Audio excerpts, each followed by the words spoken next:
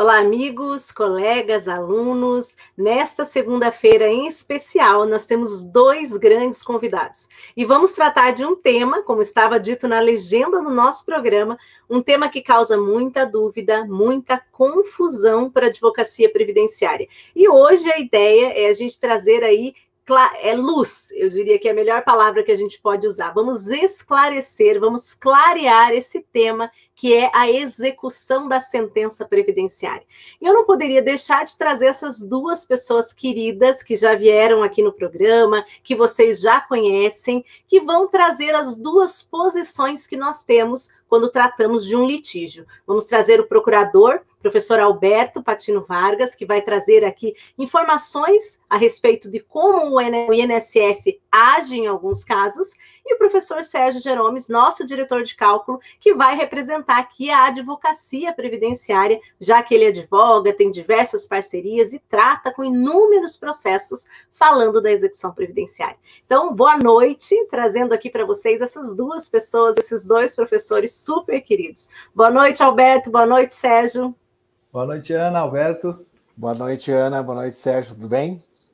Tudo em ordem. Vocês viram que eu até dei uma engasgada, né? Eu fui falar em clarear, esclarecer, até dei uma engasgada aqui, mas é para dizer para o público que, na verdade, eu falei que um é do INSS, o outro é da advocacia, mas vocês dois pensam muito parecido em muitos desses temas, né, Alberto e Sérgio? Sérgio, quem vai falar você começa, Sérgio. Então, quem vai falar? Ô, Ana, isso só prova que você conhece bem a gente, porque eu fui agora um pouquinho antes de começar essa live, eu fui assistir a live anterior de vocês dois, e de fato é muito parecido o pensamento mesmo. Fico feliz até porque esse desenvolvimento do assunto, um pensamento repleto de coerência, para mim é uma felicidade imensa, mas prova mesmo que você me conhece e conhece o professor Alberto. Os dois são meus amigos, contar para o público, né? Os dois são meus amigos pessoais, o Alberto muito mais tempo, né, Alberto? A gente está aí já... Eu não vou contar quanto tempo, porque acho que denota um pouco a nossa idade, Alberto. Acho que a gente não deve fazer isso, até porque esse ano eu vou completar uma idade assim meio redonda, sabe? Que não é muito bacana, mas eu não vou... Quando chegar a hora certa, eu vou dizer 40. Mas esse é o ano dos meus 40. Então, todos os amigos que eu falo assim, já conheço há um bom tempo, já vai uns 10 anos. Então, denota muito a nossa idade. Não vou fazer isso hoje, mas já fiz. Mas o Sérgio não. O Sérgio já eu conheço há um pouco menos tempo. Acho que eu conheci em Gramado, né, Sérgio, também.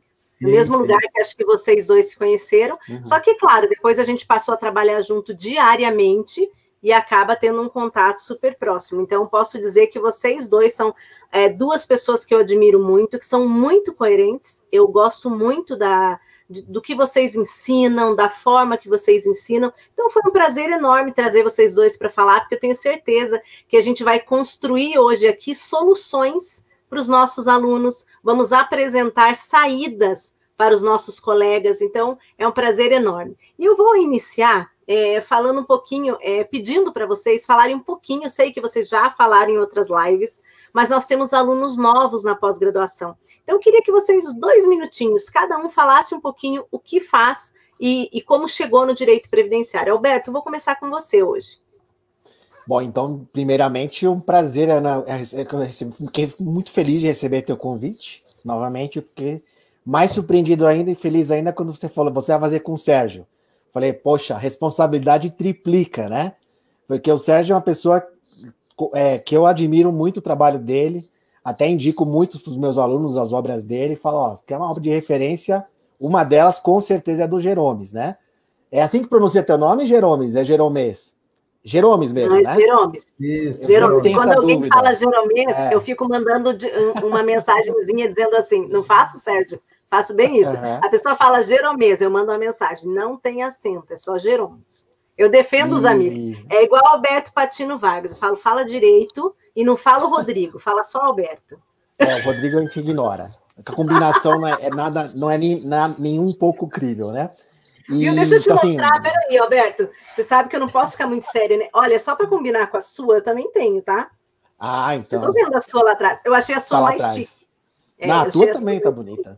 Tá bom. Não, mas eu descobri que a China está no lugar errado, porque eles colocaram errado aqui.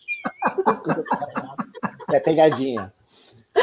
Então, enorme prazer estar com vocês dois e conversar com o Sérgio ao mesmo tempo também de um tema que eu particularmente... Vamos lá, respondendo o que a Ana falou, senão eu vou acabar desviando aqui.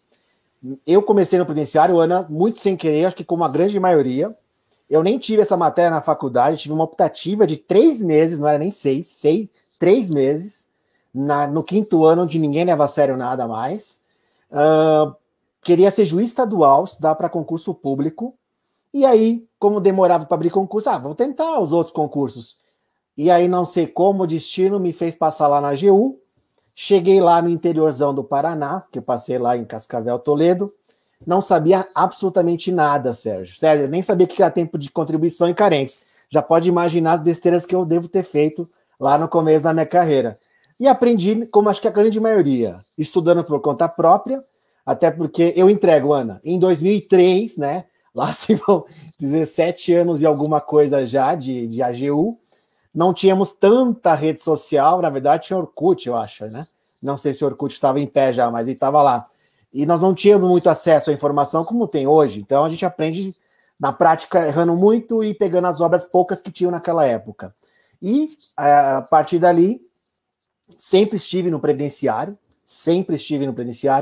E nos últimos 2 anos, eu caí no setor da execução. Eu só fazia conhecimento, processo de conhecimento, e aí caí na execução, e aí me descobri que eu gosto muito mais desse tema, que estou aprendendo bastante coisa, porque quando você fica só no conhecimento, a gente não tem noção do que pode aparecer na execução. E tem outra vida a execução, e é isso que a gente espera tratar aqui com vocês, para mostrar para os nossos alunos e ouvintes que a execução tem que ser levada a sério, porque muitos incidentes não têm reflexo lá nos valores finais que o depósito dos seus honorários e dos seus clientes vão receber no final. Muito bom, Alberto. Na verdade, com essa coisa da mudança do CPC, as pessoas elas pensam assim, agora é tudo o mesmo processo, mas nós temos procedimentos diferentes, temos recursos, temos impugnações e temos formas de se comportar que tem que ser diferente também. Mas eu vou deixar para falar isso aqui depois que o professor Sérgio também cumprimentar o nosso público e falar um pouquinho como é que ele começou a trabalhar com essa área. Bom, vamos lá, boa noite. E igualmente agradecer, Ana, pelo convite. É uma satisfação, Alberto, estar aqui com você. Eu fiquei até surpreso e fui assistir alguma coisa em que assisti a live, né, que vocês fizeram anteriormente, para não chegar aqui sem nenhuma referência. E fiquei bastante feliz, porque as suas palavras coincidem muito com as minhas. Os pensamentos são bem parecidos. Eu assisti aqui quase 1 hora de live, fiquei aqui escutando, né? E achei bastante interessante o seu posicionamento. Bom, eu comecei no direito previdenciário, saí da faculdade e já embarquei nisso. Eu tive a felicidade, tive direito previdenciário na faculdade, eram 6 meses, era um semestre, né? E lá eu conheci uma das referências do direito previdenciário à época, a professora Ana Carolina Rossi Barreto, e eu já estava, era o último semestre, eu já estava com um trabalho de conclusão de curso quase finalizado, para falar sobre direito civil.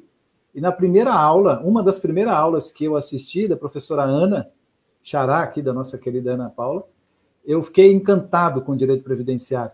E mudei de ideia naquele dia, no final da aula. Eu perguntei para ela se eu poderia mudar o tema da minha monografia e reiniciar a escrita, e se ela me ajudava. E ela disse que sim, né, concordou imediatamente. E eu passei a escrever sobre pensão por morte, né? Ao final do semestre, finalizei o curso de graduação e na apresentação da banca do trabalho sobre pensão por morte, eu fui premiado com uma bolsa para estudar direito previdenciário, fazer especialização em direito previdenciário. Então, eu saí da faculdade, antes de passar no exame de ordem, eu já fazia especialização em direito previdenciário. E aí começou aquela história que alguns chamam de sorte, porque eu comecei a conhecer grandes nomes do direito previdenciário, não é? Depois de algum tempo, e já depois de ter finalizado o curso de pós-graduação, eu iniciei já na docência, ministrando aula para cursos de pós-graduação. Foi então que, algum tempo depois, eu conheci o professor o Sodero, né? O professor Sodero Pai, e que à época estava ministrando aulas de cálculo, mas eram muitas as aulas de cálculo, e ele disse à época: eu vou passar algumas aulas para você. Então foi ali, mais ou menos em 2013, que eu comecei a dar aulas de cálculo. Mas o cálculo, que é o amor da minha vida, não apareceu para mim em 2013. Em 2009, eu já tinha um escritório, já atuava em direito previdenciário por conta do curso de pós-graduação, e algumas pessoas começaram a me procurar, alguns colegas de faculdade, para me perguntar sobre cálculos previdenciários. E foi aí que eu criei um certo interesse por essa matéria. E o mais engraçado é que eu falo sempre isso nas lives, que naquela época, eu não sei se não tinha, a gente não tinha programas de cálculo, até falei na live passada, no webinário, né, Ana, que talvez tivesse já o programa de cálculos do IEPREV, mas eu não conhecia. Nós tínhamos poucas obras de direito previdenciário, acho que de cálculos, uma ou duas, então tudo ficava mais difícil, e o meu aprendizado veio na prática mesmo.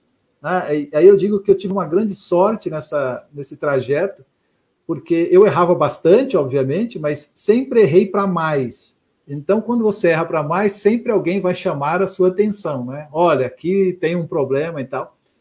Mas foi muito rápido isso, né? Porque começaram a surgir muitas oportunidades, e a experiência veio logo, e aí eu fui conhecendo os livros de direito previdenciário de forma mais profunda. Os cálculos previdenciários através de simuladores demorou bastante, confesso. Eu trabalhei bastante no Excel, isso me ajudou muito, né? Isso me ajudou muito a conhecer a formulação das teses, das regras de cálculo e tal. E aí é óbvio, né?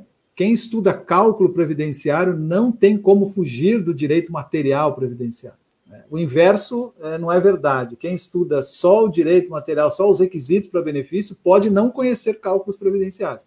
Mas quem estuda cálculo tem que conhecer tudo ou muita coisa sobre os benefícios e sobre os cálculos, obviamente. E foi assim que as coisas foram avançando, e talvez um dos maiores presentes que eu recebi foi o convite da Ana e do Roberto para assumir a diretoria de cálculos do IEPREV. Isso foi começo de 2020, né, Ana? Em março final de 19, você já era nosso professor na pós, né? Sim, sim.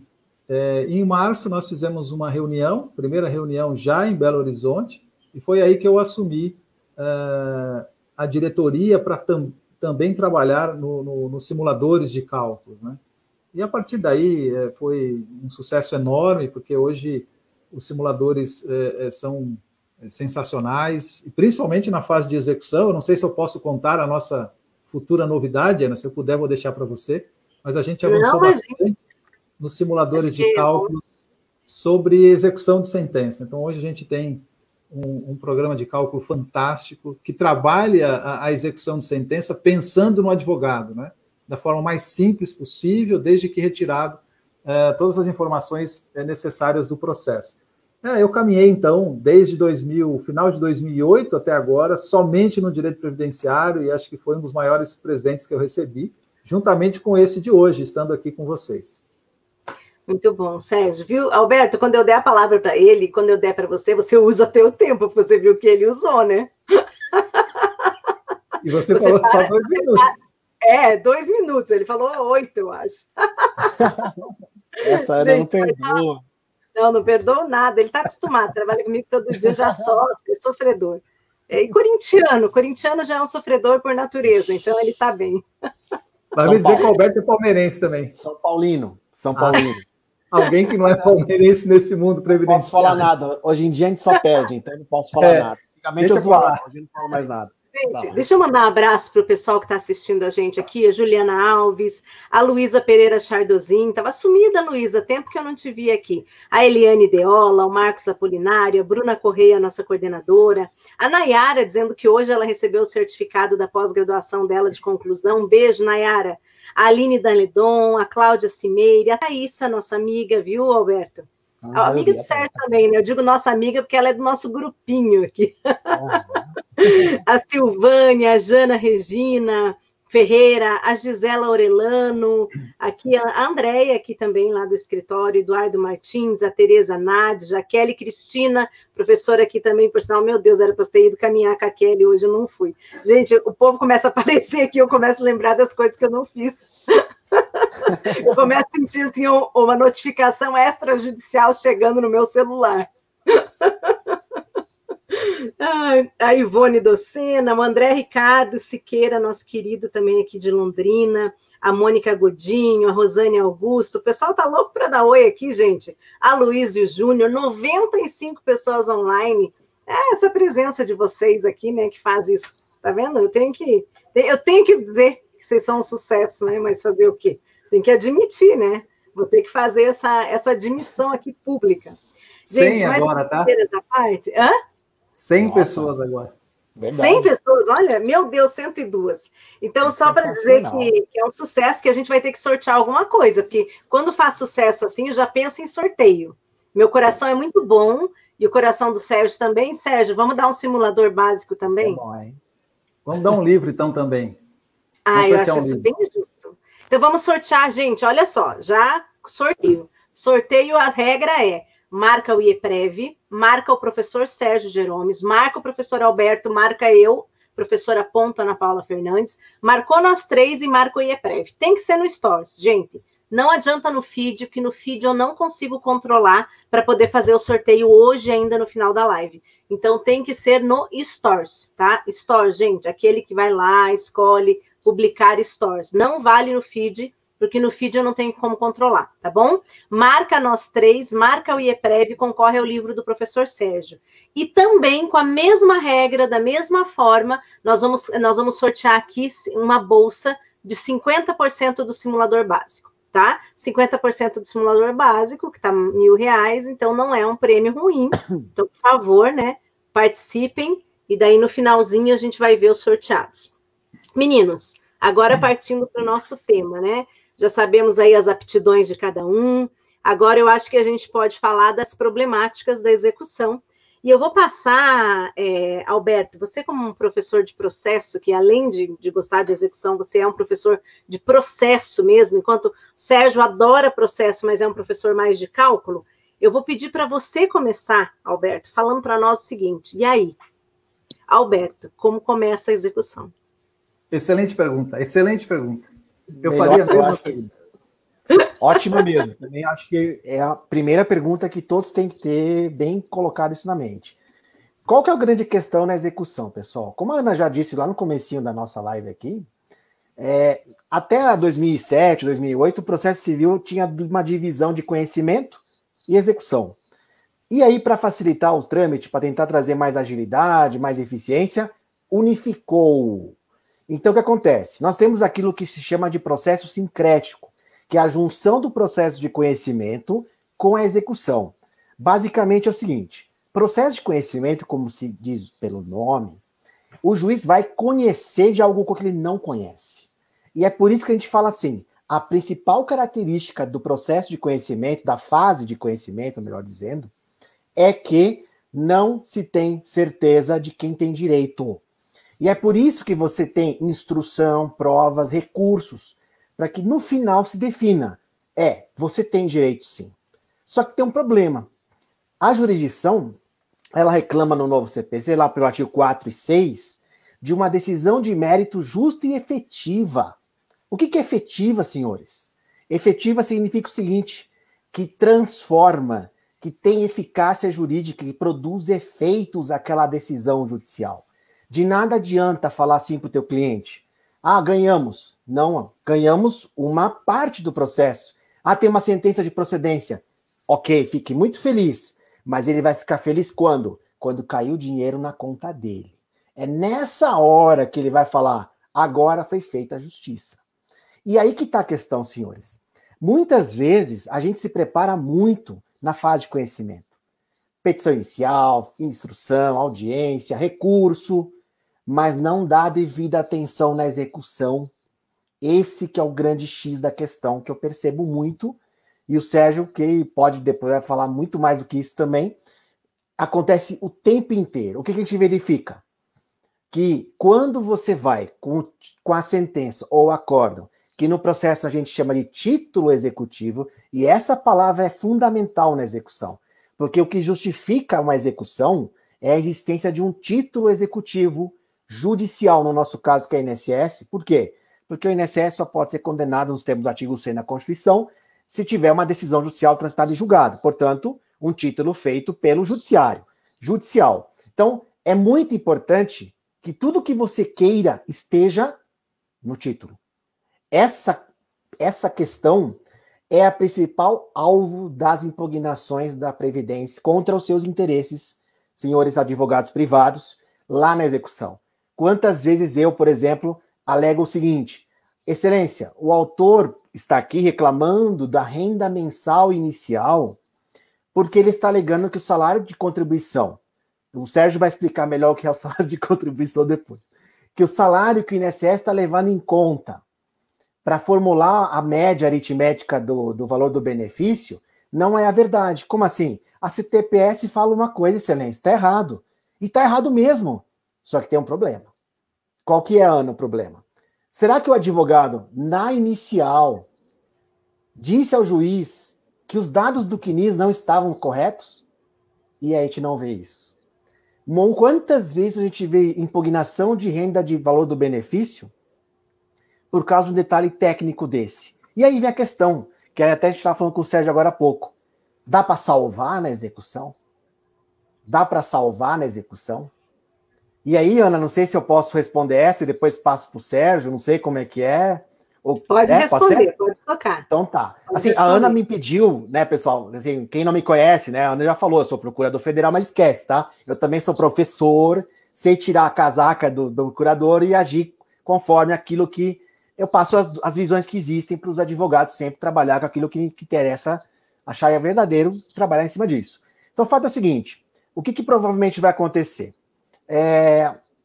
Se não houvesse pedido de filtrar, de corrigir os dados do CNIS lá na inicial, lá na execução não vai poder mais corrigir. Por quê? Porque como se deve respeito ao título executivo, você vai ter que ver no dispositivo se o juiz mandou alterar os dados dos salários. Por quê? A gente sabe que o artigo 29A da 8213/91, ela fala que tem presunção de veracidade os dados do CNIS. E para derrubar essa presunção, que é meramente relativa, claro, precisa de um algo. Agora, na execução, eu não tenho mais como alegar. Por quê? Porque na execução não se produz provas. Não se discute mérito. Todo aquele mérito, esse mérito no processo civil, pessoal, para quem não é processualista, é sinônimo de pedido. Se não foi discutido na fase de pedidos, que é no conhecimento, você vai estar diante da chamada inovação jurídica.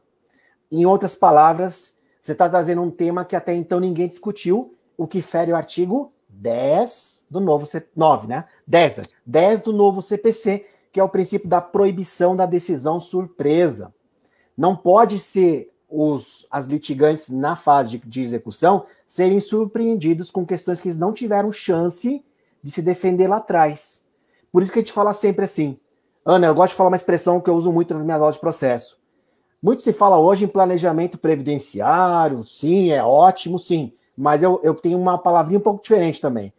O planejamento previdenciário tem dois lados. Planejamento previdenciário material e processual.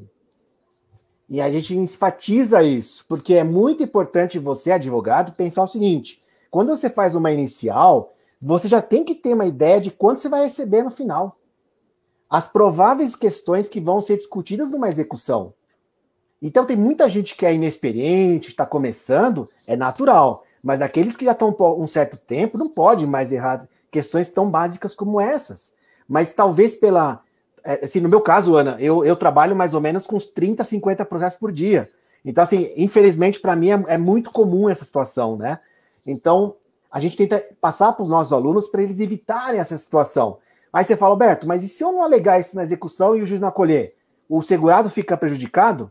Naquele momento vai ficar. Nada impedindo que vocês possam, numa alteração, questionar isso, fazer uma revisão. Mas para que ter dois trabalhos, né, Ana? Né, Sérgio? Se você fizesse o planejamento processual previdenciário adequado antes de entrar com a ação, você matava isso num só processo. E não precisava de 2 processos para isso. Não é? Então, seria essa alegação, provavelmente, que o procurador alegaria.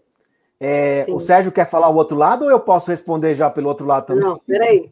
Não, você pode até responder, porque daí depois eu vou jogar uma pergunta para ele. Acho que você pode responder, então, Alberto. Vai lá. Tudo bem. Aí para vocês verem aqui também, pessoal, vou tentar colaborar com os dois lados, né? Aqui eu estou como professor, também posso passar tranquilamente isso. Quando eu estou lá como procurador, eu vou fazer minha função na melhor forma possível, mas eu espero que o meu aluno ganhe, né, Sérgio? Eu sempre falo assim, o professor fica feliz quando vê o seu aluno ganhar do professor. Eu fico super orgulhoso. E ainda mando parabéns ainda. Se eu tiver o contato da pessoa, eu ainda mando parabéns. O que acontece, pessoal? Uma alegação que não é tão acolhida, mas tem uma certa boa vista do juiz. Prestem muito atenção no processo administrativo. Como assim? Veja se, por exemplo, o advogado não juntou a CTPS na página que consta o valor dos salários de contribuição. Quantas vezes isso acontece, Sérgio, e o advogado não alega? Ele juntou, Sérgio. Ele juntou. Ele fez um bom serviço lá no processo administrativo. Mas talvez na execução, talvez achasse que aquele PA não tinha mais importância. Tem sim. E aí você vai alegar o quê? O INSS não pode alegar desconhecimento, porque ele tinha o documento já nos autos. Ele não está sendo surpreendido. Afinal, o INSS tem o dever de ofício de conceder o quê, pessoal? A famosa palavra, melhor benefício. Artigo 176-E do decreto do 3.048 atualizado ano passado. Então, prestem muita atenção na documentação que os senhores juntam no PA, no processo administrativo, no processo judicial, e sempre aquela coisa, na dúvida, junta. Na dúvida, alega. Na dúvida, peça. É como o Sérgio falou, se é para pedir, pede a mais, não pede a menos. Porque se pedir a menos, dificilmente você vai saber que deixou de pedir a menos lá no futuro. Eu não quero ultrapassar o tempo do Sérgio, pelo amor de Deus, Ana. Não, imagina. Eu ia agora eu vou replicar eu vou fazer uma outra pergunta para o Sérgio. Na verdade, o que eu falei para você foi como começa a execução, mas agora eu quero perguntar para o Sérgio de uma forma mais prática a respeito do cálculo. Eu quero que você diga para nós, Sérgio, por que não execução invertida?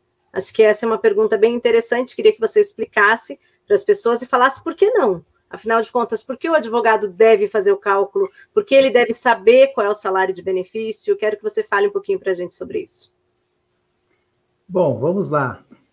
Eu estou coçando aqui para continuar o assunto que ele estava, tá? Mas é fantástico, isso é fantástico. Mas veja, você vai para aquele assunto, espera, só responde essa primeiro, daí você vai lá e provocar o Alberto.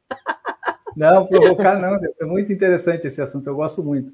Mas a execução invertida é um assunto que eu também trato com bastante cautela, para chamar a atenção dos colegas em alguns pontos que são muito importantes nesta fase. Veja, o que acontece, dá para a gente relacionar esta pergunta com a que foi feita para o professor Alberto, que é como começa a execução, ou como começa o cumprimento de sentença na vigência do novo Código de Processo Civil. É uma grande dificuldade que, talvez, eu não posso dizer que grande parte da advocacia previdenciária tenha, mas muitos advogados previdenciaristas ainda têm. Tanto é verdade que tanto o Código de Processo Civil de 1973 quanto o Código de Processo Civil atual determinam que o dever de iniciar a execução e agora o cumprimento de sentença é do exequente, é do credor. Esta figura, essa obrigação sempre existiu. Não de forma muito clara no Código de Processo Civil de 1973, que lá estava dito que na execução contra a fazenda pública citar-se-á a parte devedora para querendo apresentar embargos à execução. Bom, veja, se a gente vai citar a parte contrária para querendo apresentar embargos à execução, a figura dos embargos no antigo Código de Processo Civil, quer dizer que alguém antes já teria iniciado a fase de execução, que obviamente era o exequente. Mas, ao longo do tempo, criou-se a figura da execução invertida. Se o Código de Processo Civil anterior e o atual determinam que o exequente tem o dever de iniciar a execução, quando a gente inverte esta obrigação, acabamos por entregar para o devedor o dever de iniciar a fase atualmente de cumprimento de sentença. E por que essa questão é ruim para o advogado e para o segurado? A gente, como advogado previdenciário, nunca foi muito do afeto aos cálculos previdenciários. Talvez, por este motivo, a jurisprudência tenha criado a figura da execução invertida. Né? Tem até um julgado interessante da 4ª Região, que diz que cabe ao INSS a feitura dos cálculos, tendo em vista a sua condição de especialidade, por ter todas as ferramentas disponíveis em mãos. Essa justificativa não cabe mais, né? Porque tudo que nós precisamos para iniciar um cumprimento de sentença está à disposição.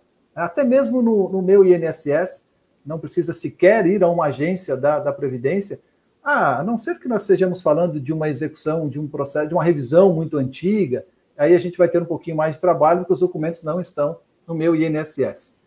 Então, veja, é tão notório isto, que a advocacia busca a execução invertida, que até hoje a gente identifica nos processos colegas que peticionam, requerendo ao juiz que intime o INSS para apresentar os cálculos em cumprimento de sentença.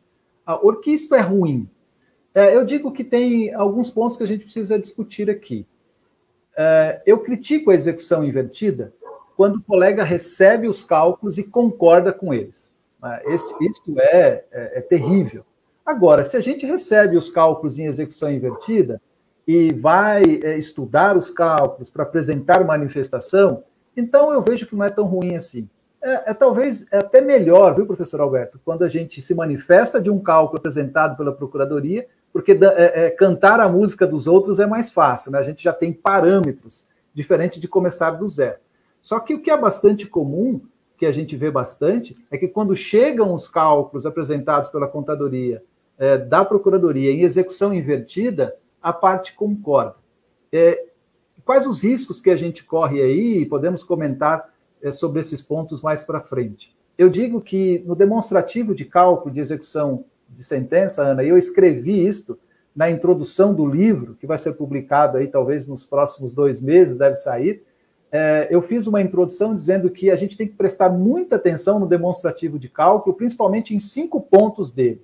O professor Alberto acho que vai concordar comigo. É claro que não são os únicos pontos importantes do demonstrativo, mas os principais, que é o valor do benefício previdenciário, ele já falou disso. Imagine o seguinte, o INSS apresenta atrasados de R$300 mil, só que o valor da renda mensal inicial do benefício está errado. No lugar de 2 salários mínimos, o valor foi apurado em 1 salário mínimo. Então, foi o professor Alberto disse que nós vamos executar e receber somente 50% do que lhe é devido. Então, a primeira atenção que a gente tem que ter é sobre o valor do benefício, a renda mensal inicial, se ela foi apurada incorretamente. O segundo ponto, esse a gente enxerga menos problemas, talvez pela complexidade dele, diz respeito à evolução da renda mensal inicial. E quando a gente fala de evolução, tem um capítulo no livro que já está escrito sobre isso, aliás, tem aqui, ó, o professor Alberto tem aqui, como evoluir a renda mensal inicial do benefício. O primeiro reajuste é importante, porque o primeiro reajuste pode ser proporcional ou, às vezes, pode ser integral. Se eu tenho um benefício concedido anteriormente e o benefício atual decorre de transformação, para fins de reajuste desse último, a gente tem que observar o benefício anterior. Acontecem muitos erros no cálculo no primeiro reajuste. Não é muito comum, mas acontece bastante. Então, veja, se o primeiro reajuste estiver errado, menor do que o efetivamente devido, o segurado vai receber menos a vida toda do benefício e ainda vai receber menos no montante atrasado. Depois, a correção monetária da diferença devida no processo. A correção monetária deixou de ser o grande problema depois do julgamento, da definição do tema 810. Nós tínhamos muita discussão se era INPC, se era IPCAE, se era taxa referencial, o INSS brigava pela TR, até o último instante do tema 810, o INSS brigou pela aplicação da TR, porque pagaria 30% a menos do valor se comparado ao INPC ou o IPCAE. E, recentemente, o Conselho da Justiça Federal, dando uma interpretação que eu entendo equivocada, vocês vão enxergar isso no livro, determinou que a correção monetária de benefício atrasado, benefício previdenciário, é pelo INPC e benefício assistencial é pelo IPCAE. Então, a correção monetária é o terceiro ponto importante. Se o índice estiver incorreto, o segurado pode receber a mais ou a menos, né, se estiver incorreto para mais. O quarto ponto diz respeito à taxa de juros. Esse também gera pouco problema, mas o mais engraçado que tem, professor, você já deve ter visto isso, aquela sentença que transitou em julgado, aqui em São Paulo tem uma vara previdenciária que faz bastante isso, condena em aplicação de juros de 1% ao mês. O INSS recorre, não fala nada dos juros, ou não recorre, e a sentença transita em julgado para dizer que aplica juros de 1% ao mês. Lá na fase de cumprimento de sentença, o INSS apresenta cálculo aplicando juros de poupança. Aí vem a pergunta que você fez anteriormente. Eu posso modificar a sentença na fase de liquidação ou na fase de cumprimento de sentença? Existe uma vedação expressa pelo parágrafo 4º do 509 do CPC, né? É vedado rediscutir a lide ou modificar a sentença que a julgou na fase de liquidação de sentença. Então, veja, se a sentença transitou em julgado, mandando aplicar juros de 1% ao mês, e você concordar com o cálculo da autarquia, muito provavelmente vai receber aí uns 35% dos juros que lhe são devidos, né? E o quinto ponto, professor, do demonstrativo de cálculo que eu julgo relevante, para o advogado o mais relevante, diz respeito aos honorários de sucumbência, né? Aí, veja, aqui tem uma armadilha gigantesca. A própria contadoria do GF, a contadoria judicial, a contadoria da procuradoria, quando vai fazer cálculo dos honorários, aplica sobre a diferença devida ao segurado. Então, imagina o seguinte, você está discutindo num processo, pleiteando aposentadoria por invalidez. E no curso do processo, você consegue aquela tutela provisória e o juiz determina o restabelecimento do auxílio-doença que ele recebia antes da ação. Então, no curso do processo, o segurado recebe auxílio-doença. E na sentença, que transitou em julgado, o segurado tem direito à aposentadoria por invalidez. Agora vamos liquidar a sentença, vamos tornar aquilo, transformar a sentença em números. O segurado vai ter direito à aposentadoria por invalidez, atualmente aposentadoria por incapacidade permanente, descontado o benefício que já recebeu no curso do processo. Então imagina o seguinte, a aposentadoria tem valor de R$2.000 e o auxílio valor de R$1.820. A diferença que o segurado vai receber é de R$180. Os honorários devem ser calculados sobre a diferença de R$180 ou sobre o valor do proveito econômico obtido na demanda. O Código de Processo Civil atual meio que explicou isso ao dizer que os honorários são baseados no valor da condenação ou do proveito econômico. Proveito econômico é tudo aquilo que o segurado aproveitou no curso do processo, inclusive os valores recebidos a título de tutela deferida pelo juiz. Mas a gente vê grande parte dos cálculos onde os honorários são calculados pela diferença. Se eu estiver errado, professor, me corrija depois. Então, o que é que você prefere? Receber 10% de honorários de 180 ou 10% de R$2.000? Eu estou falando de uma única parcela, né? Este assunto está pendente de julgamento no STJ, tema 1050. A jurisprudência do STJ sempre esteve no sentido de que os honorários devem ser calculados incluindo os valores recebidos administrativamente na base de cálculo. Temos até súmula da Advocacia Geral da União, nesse sentido, súmula 73, que determina a inclusão na base de cálculo dos valores recebidos administrativamente. Então, veja, e aí é muito comum colegas advogados recebendo a título de honorários menos de 1/10 do que tem direito. Porque se eu calcular os honorários sobre a diferença, a diminuição aqui do valor é muito grande. Então, respondendo à pergunta da Ana, quando a gente aceita a execução invertida ou discute querendo a aplicação dela, a consequência é única em muitos casos. Não estou dizendo em todos, obviamente, né? A consequência é prejuízo para o segurado e prejuízo para o advogado também. E a gente tem muitos históricos aqui a respeito disso que a gente vai aí relatando e discutindo ao longo da nossa conversa. Mas, então, repito aqui, como dica prática diária, cuidado com a execução invertida. Se pleitear a execução invertida, analise os cálculos e se manifeste se encontrar aí algum equívoco. Muito bom. Bem, eu esperava que você fosse fazer isso e fazer o link, né, com a pergunta que eu tinha feito para o Alberto. Então, vocês dois estão aí indo muito bem, deixando o nosso bate-papo muito dinâmico, inclusive. Eu teria, assim, algumas coisas para falar a respeito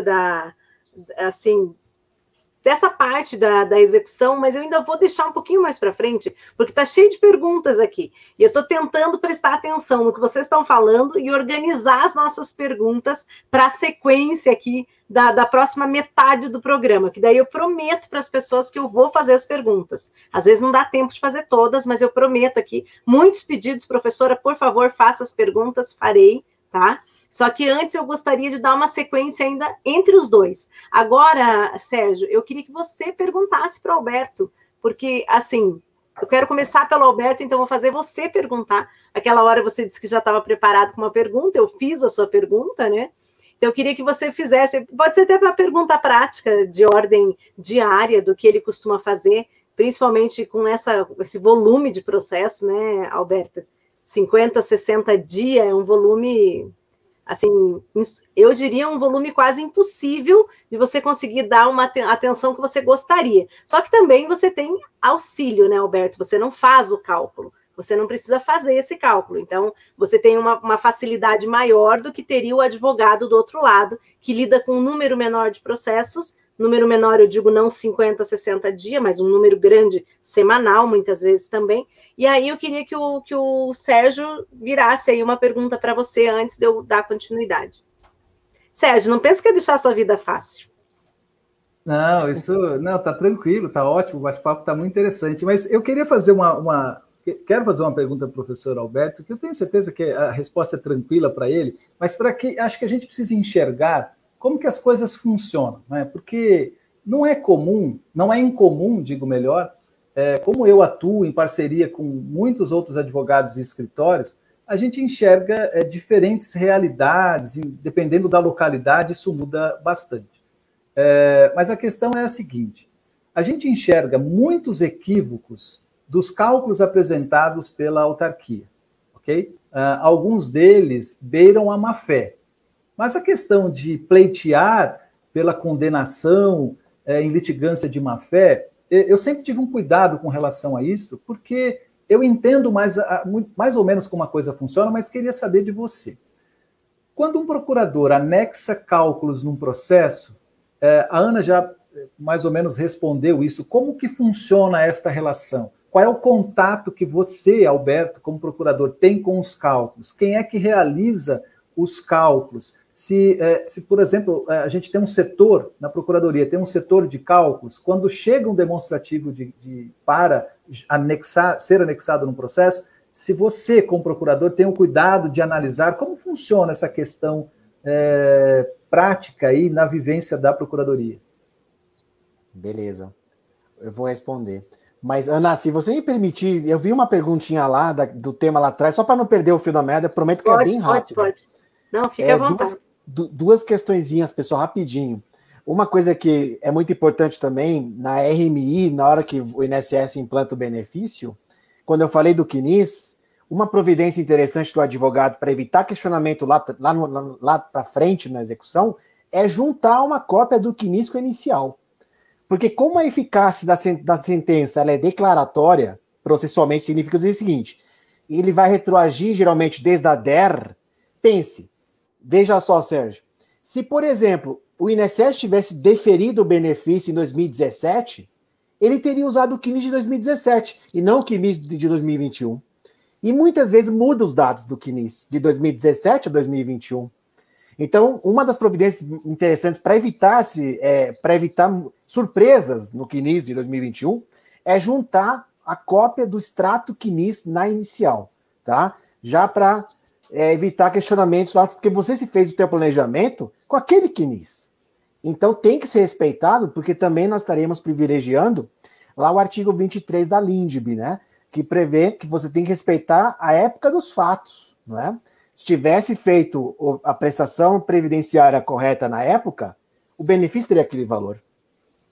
E aí, Sérgio, só para tudo que o professor Sérgio falou, eu concordo absolutamente no que tange aquela questão de descontar sobre a base dos honorários. Agora eu vou falar como professor de processo. Qual é que é a questão, pessoal, que o tema 1050 do STJ que fala sobre isso? Vamos falar o seguinte, o artigo 85, parágrafo 14 do CPC, ele fala que é uma verba autônoma do advogado. Se é autônomo, direito próprio, você não pode aceitar a tese que o teu direito se contamine pelo direito do outro. Porque justamente foi isso que o CPC proibiu, né? Aceitar o desconto na base de cálculo dos honorários é fazer negativa do parágrafo 14 do artigo 85, coisa que tem que estar no teu recurso, hein, colega? Se você não tiver colocado isso no teu recurso de apelação ou inominado, nunca vai chegar na STJ. Nunca vai chegar lá em cima. Porque você não vai fazer os pré-questionamentos necessários, etc. E aí, essa questão também é das mais importantes, né? Essa história do desconto em cima dos honorários do advogado. Então, alegue isso também, tá? Alegue isso também. E veja, agora eu vou responder o que o Sérgio questionou. Pessoal, nós temos um problema na Procuradoria, acho que no Serviço Público Geral, né, federal especialmente. É a falta de servidor público, né? Não tem concurso faz décadas já, né? Faz anos, assim. E para a Procuradoria, então, nem se fala, né? Não tem concurso há muito mais tempo. Não existe servidores da Procuradoria Geral Federal, Sérgio. Não existe servidor. Carreira de servidor. Porque você fala, mas a AGU, ela tem três órgãos dentro dela. Advogado da União, procurador da Fazenda Nacional e procurador federais. E nós não temos carreira de apoio. Acaba sendo assim, Sérgio, os contadores, eles, assim, alguns, né, fizeram concurso de fato, né? Alguns são contadores, mas alguns não são. Não são. São pessoas que foram deslocados para aquele setor, tiveram as noções básicas e estão fazendo. E faz errado. Normal. É como a gente pegar um civilista e trabalhar com previdenciário, né? Ele vai fazer besteira, provavelmente. Mas aí o Sérgio questionou, Alberto, mas tá bom, ele faz o cálculo, ok? Tem lá todas as diretivas mínimas para fazer um cálculo correto, mas como qualquer pessoa, ele pode errar e erra.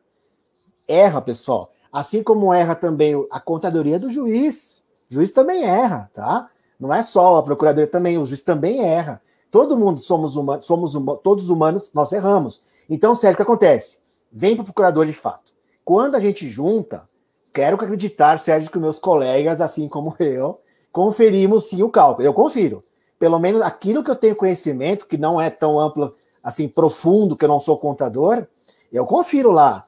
Isso que o Sérgio falou é um mantra. Correção monetária, juros, eu estou com o título executivo na minha frente para poder ver isso. Juros, correção monetária, termo inicial, termo final, descontos, isso aí compete muito a gente, Sérgio, porque muitas vezes a própria contadoria nossa e da justiça não desconta, Sérgio. Aí o procurador tem que fazer trabalho de investigador para ver se a pessoa não recebeu lá o seguro-desemprego, um auxílio emergencial, que aí é outra história também que a gente pode discutir depois, que tem questionamentos bem sérios sobre isso, e os descontos de benefícios em simultaneidade. Como qualquer pessoa, tem servidor que não junta todas as telas que deveria juntar. Como é que o procurador vai saber, isso acontece, infelizmente, que o fulano de tal recebeu durante um ano o valor X? E aí eu faço uma pergunta. E se for o contrário? E se o cálculo do INSS der a mais, e dá a mais sim, vários amigos meus me avisam disso, Alberto, ó, assim, assim, assado. O que você faria? Você discorda do cálculo do INSS junto o seu cálculo correto? Ou aceita também? Tem os dois lados, porque pode acontecer o contrário também. Será que o procurador junta o cálculo certo que dá maior? Ou ele concorda com o autor quando está errado também? Isso é uma questão que nós temos que conversar muito sério, porque isso também demonstra boa e má fé dos dois lados, né? Eu, assim, brincando, Sérgio, eu falo assim, ó, quando eu vejo o advogado juntar o cálculo dele a menor do INSS, ele ganha moral comigo. Eu brinco assim, o que esse advogado que eu puder fazer para ajudar dentro da legalidade, eu vou fazer. Porque ganha muita admiração e respeito quando eu vejo um colega do outro lado fazer esse tipo de situação. Assim como eu imagino também do outro lado também se devem ter procuradores também que, nossa, esse procurador é muito melhor para trabalhar do que aquele. É igual ao juiz, né? O meu sonho é cair naquela vara tal, né? Não naquela outra, porque senão eu perco ali, né? Mas é assim, Sérgio, a gente confere sim, tá? É claro que questões muito técnicas, infelizmente, talvez pelo volume de serviço que nós temos, não dá para dar aquela atenção tão devida. Então, infelizmente, pode passar erro, sim, de fato. Mas tem conferência, sim. Não é o contador que junta na justiça, não. Pelo menos eu falo pela minha aqui do Paraná, tá? Porque, Sérgio, não posso falar para o São Paulo e nem para os lugares, porque cada lugar tem uma forma única de trabalhar, assim, de gestão, tá? Esse questionamento, Alberto, foi para deixar claro para as pessoas o risco que, para os colegas, né? O risco que a gente corre quando aceita um cálculo da autarquia. E essa questão que você falou dos abatimentos, eu ensino bastante. Eu digo o seguinte: você não pode fazer um cálculo, preparar um demonstrativo, sem que esteja com o histórico de créditos em mãos. Né? Naquele período que você está cobrando, eu tenho que verificar no histórico de créditos o que é que o segurado recebeu ali. É inviável. Alguns colegas me dizem, mas para que você quer a senha do meu INSS para fazer o cálculo? Porque eu preciso verificar para você o que foi recebido, mas eu envio o histórico de créditos. Não, eu prefiro eu mesmo consultar, porque eu já recebi histórico de créditos parcial e acaba prejudicando ali os cálculos. Então, veja, a gente tem que tomar muito cuidado, porque os cálculos podem estar errados. Na maior parte dos casos, Alberto, aí, por experiência própria, estão errados para menor. E para ser redundante, na grande maioria, né? É um pleonasmo, mas 90% dos cálculos vêm a menos. A gente tem que tomar cuidado, então, por conta disto, né? Eu não quero receber menos. E para elaborar cálculo, eu tenho que estar com o histórico de créditos em mãos. Assim eu sei o que é devido e o que foi recebido. Então, essa questão é bastante relevante. Já me deparei aqui, em uma oportunidade, num cálculo de revisão do teto, em que o valor do benefício veio 20% mais ou menos além do que era efetivamente devido e, consequentemente, os atrasados também. Tá? Naquele processo específico, era um valor vultoso, eu resolvi apontar que o cálculo estava equivocado, pleiteando a intimação do INSS, inclusive, para que implantasse o benefício com o valor correto. Porque aquilo poderia gerar devolução futura, então é um risco que a gente não quer correr. Então, se a gente enxergar cálculo equivocado para pagar valor a mais, da mesma forma que eu aponto quando está errado para menos, eu também vou apontar quando está para mais. É uma questão de boa-fé processual, inclusive, né? Você que trata da relação processual lida muito melhor com isso do que eu. Né? Então, a pergunta foi provocativa mesmo, para dizer que a gente tem que tomar cuidado com os cálculos que são apresentados. Muito bom. Alberto, agora acho que eu vou deixar você também, embora a gente está aqui fazendo quase uma inquisição da sua pessoa na figura do procurador do INSS, quero que você também agora possa fazer um apontamento, se quiser fazer um apontamento para o Sérgio, como ele lida com determinada situação, ou também um apontamento que você acha que é importante para todos os nossos alunos, os advogados que estão acompanhando. 121 agora.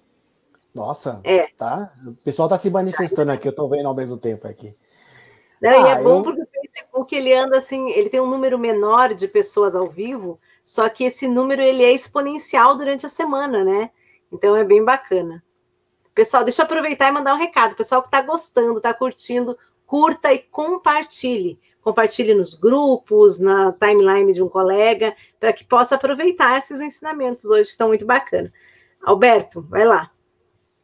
Sérgio, como é que você lida com a questão da fixação dos honorários, já que a gente tocou nos honorários, em relação à súmula 111 do STJ, né? Assim, eu costumo falar sempre assim, se você quer questionar a súmula 111, não faça só na execução. Você tem que começar lá na inicial. Porque tem toda uma construção para chegar lá no entendimento, né? Se a gente deixar lá para execução, vem a velha questão, né, Sérgio? Mas você não discutiu lá atrás, que não está inovando, lá. Então, assim, Sérgio, que eu gostaria de que conversasse assim, com o nosso público aqui, como é como assim? Mas a súmula 111 não está mais em vigor? Como é que a gente pode desconstruir essa limitação absurda da súmula, né? Porque, Sérgio, você leu a razão de decidir dessa súmula? Se você se der o trabalho de ler mesmo, eu falo sempre para os meus alunos, leia. Você vai ficar com raiva dos juízes de ler uma decisão como aquela. A premissa, Sérgio, é um absurdo, né? Ela fala assim, que se não tivesse essa limitação, os advogados poderiam se aproveitar dos clientes de enrolar mais o processo. Porque quanto mais o processo demora, maiores são os honorários deles. O que é uma falta de respeito, né? Contra toda essa classe dos advogados. E eu também me incluo, porque eu também sou advogado público, né? Então, assim, é um completo absurdo a razão de decidir daquele precedente. Lembrando que o precedente é antes do CPC, né? Então, assim, foi na década de 90 e tudo, então. essa questão dos honorários, Sérgio, como é que você lida e trabalha essa questão aí para o nosso público? Eu acho que eles interessam muito para os nossos ouvintes aqui. Bacana, excelente pergunta. E para minha felicidade, eu estava escrevendo sobre isso ontem, né? Estava na parte do livro, já finalizando, em que eu falava sobre a súmula 111. E para piorar ainda, você comentou muito bem, a razão da existência da súmula, né? É que se a gente estender a base de cálculo até o final do processo, isso pode gerar recursos protelatórios e tal. Então, na advocacia previdenciária, a gente veda essa possibilidade. Só posso cobrar os honorários sobre as parcelas vencidas até a data da sentença. Isso é tão absurdo, porque se assim fosse, a gente teria que estender a súmula 111 para rescisão de contrato locatício, cobrança de aluguel, a ação de execução de alimentos, né? Porque existem parcelas que vão vencendo no curso do processo, não faz sentido nenhum. Mas veja, eu faço 2 comentários sobre a súmula 111 e de forma proposital eu deixei de falar lá no ponto 5 para que a gente desenvolvesse esse assunto depois. Nós nem combinamos isso, viu? Nós nem combinamos nada. Mas, uma coisa eu aplico a súmula 111 ou não aplico? Isso é muito divergente e a corrente majoritária hoje diz que continua aplicando a súmula 111. Então, se a gente vai aplicar, alguém já comentou aqui, ó, TRF3, TRF1, aplicam a súmula 111. O 3 eu tenho certeza, que sim, o 1 eu tenho decisões que determinam a aplicação. Então, se a gente vai aplicar, que aplique corretamente. Primeiro ponto, tá? Nós temos uma súmula 76, o TRF4, está aí na região de vocês, que determina que os honorários nas demandas previdenciárias estão baseados nas parcelas vencidas até a sentença de improcedência ou do acórdão que reformar a sentença de improcedência. Isso parece meio óbvio, né? Você tem uma sentença que é improcedente, então você não obteve êxito na demanda, e recorre de apelação. O tribunal reforma a sentença de improcedência, tornando-a procedente. Então, se você faz a leitura do artigo 20 do antigo CPC, que deu origem à súmula 111, os honorários estão baseados no valor da condenação. Se a condenação surgiu só no tribunal, a gente vai cobrar honorários sobre as parcelas vencidas até o acórdão que reformar a sentença de improcedência. É claro que o que eu vejo aqui também, Alberto, é que muitos colegas, ao aceitar cálculos da autarquia, às vezes o acórdão determina honorários até a data do acórdão, o INSS apresenta cálculo apurando honorários até a data da sentença, o colega aceita. Só aí perdeu um caminhão de dinheiro, porque o processo às vezes demora mais na fase recursal do que na fase de conhecimento. E vai além, porque sabendo da súmula 76, que é base para pedidos em outras regiões, no recurso a gente tem que pleitear que os honorários estejam baseados nas parcelas vencidas até a data do acórdão que reformar a sentença de improcedência. E vamos além, porque a sentença pode ser de parcial procedência. Você faz um pedido de aposentadoria por tempo de contribuição acumulado com conversão de tempo especial em comum. A sentença reconhece alguns períodos especiais e determina a conversão em comum. Só que por não ter reconhecido todos os períodos especiais, não dá direito ao benefício. A sentença é parcialmente procedente, não entregou o direito ao benefício. Recurso de apelação e o tribunal reconhece os outros períodos como especiais e entrega direito ao benefício previdenciário. Nessa situação, também honorários sobre as parcelas vencidas até a decisão que reconheceu o direito ao benefício. Tem uma decisão, se eu não me engano, do TRF1, processo origem de Goiânia, em que a sentença condenou na concessão do benefício de aposentadoria por tempo de contribuição, porque reconheceu parte dos períodos, mas concedeu o benefício. O segurado recorreu porque o objeto da demanda, o objeto principal, a causa de pedido principal era a aposentadoria especial. O tribunal reformou a sentença para condenar na aposentadoria especial e determinou o pagamento dos honorários sobre as parcelas vencidas até a data do acórdão. Então, uma coisa vai aplicar a súmula 111? Vamos aplicar corretamente. Né? Tomar cuidado. Se o tribunal condenou, olhe para o cálculo. Se o tribunal, se você está recorrendo, faça esse pedido, pelo menos.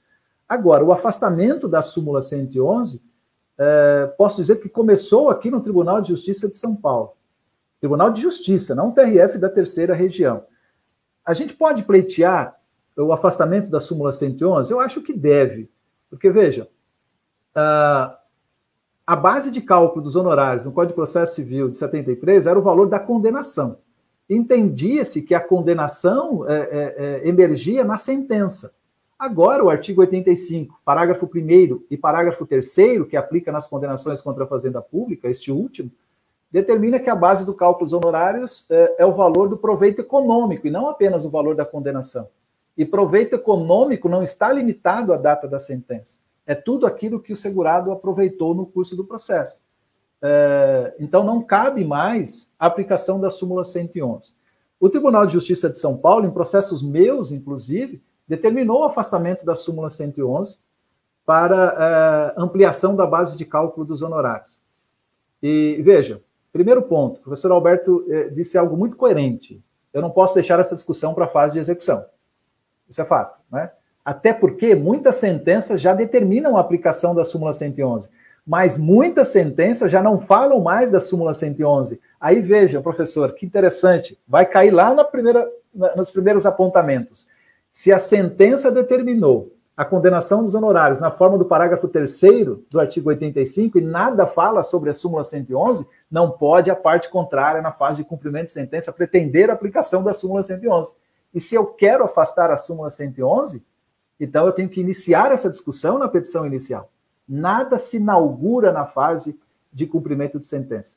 Mas quero dizer, então, o pleito desde a inicial é indispensável, mas quero dizer que a 16ª e a 17ª Câmaras de Direito Público aqui do Tribunal de Justiça de São Paulo determinavam o afastamento da súmula 111. Agora, a 17ª turma já mudou o entendimento, determinando a aplicação da súmula 111, porque nós temos várias decisões do STJ ratificando. Mas vejam, várias dessas decisões do STJ, elas não entram no mérito da questão.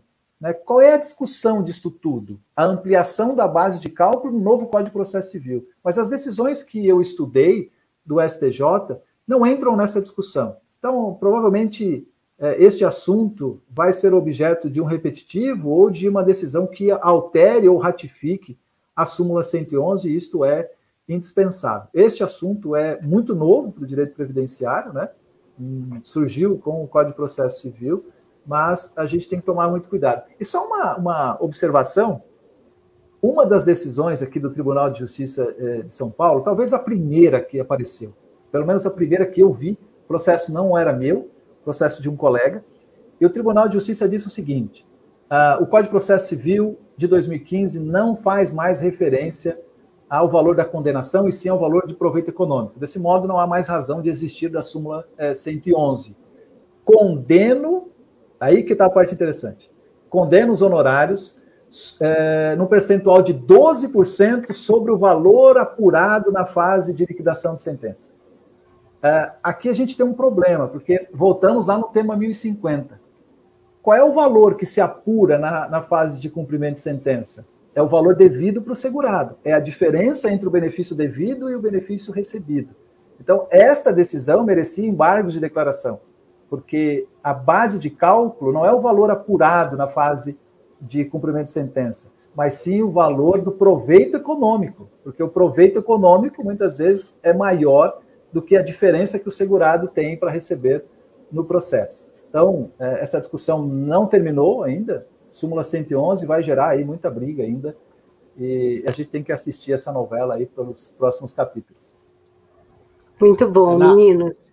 A gente tem umas perguntas aqui, Alberto, você quer falar? Vou deixar você fazer aí uma réplica, aí depois eu vou para algumas perguntas, fica à vontade. Na verdade, é só complementar o que o professor falou, Sérgio, assim, embaixo, que ele comentou, e assim, vou fazer, responder duas coisas assim, Sérgio.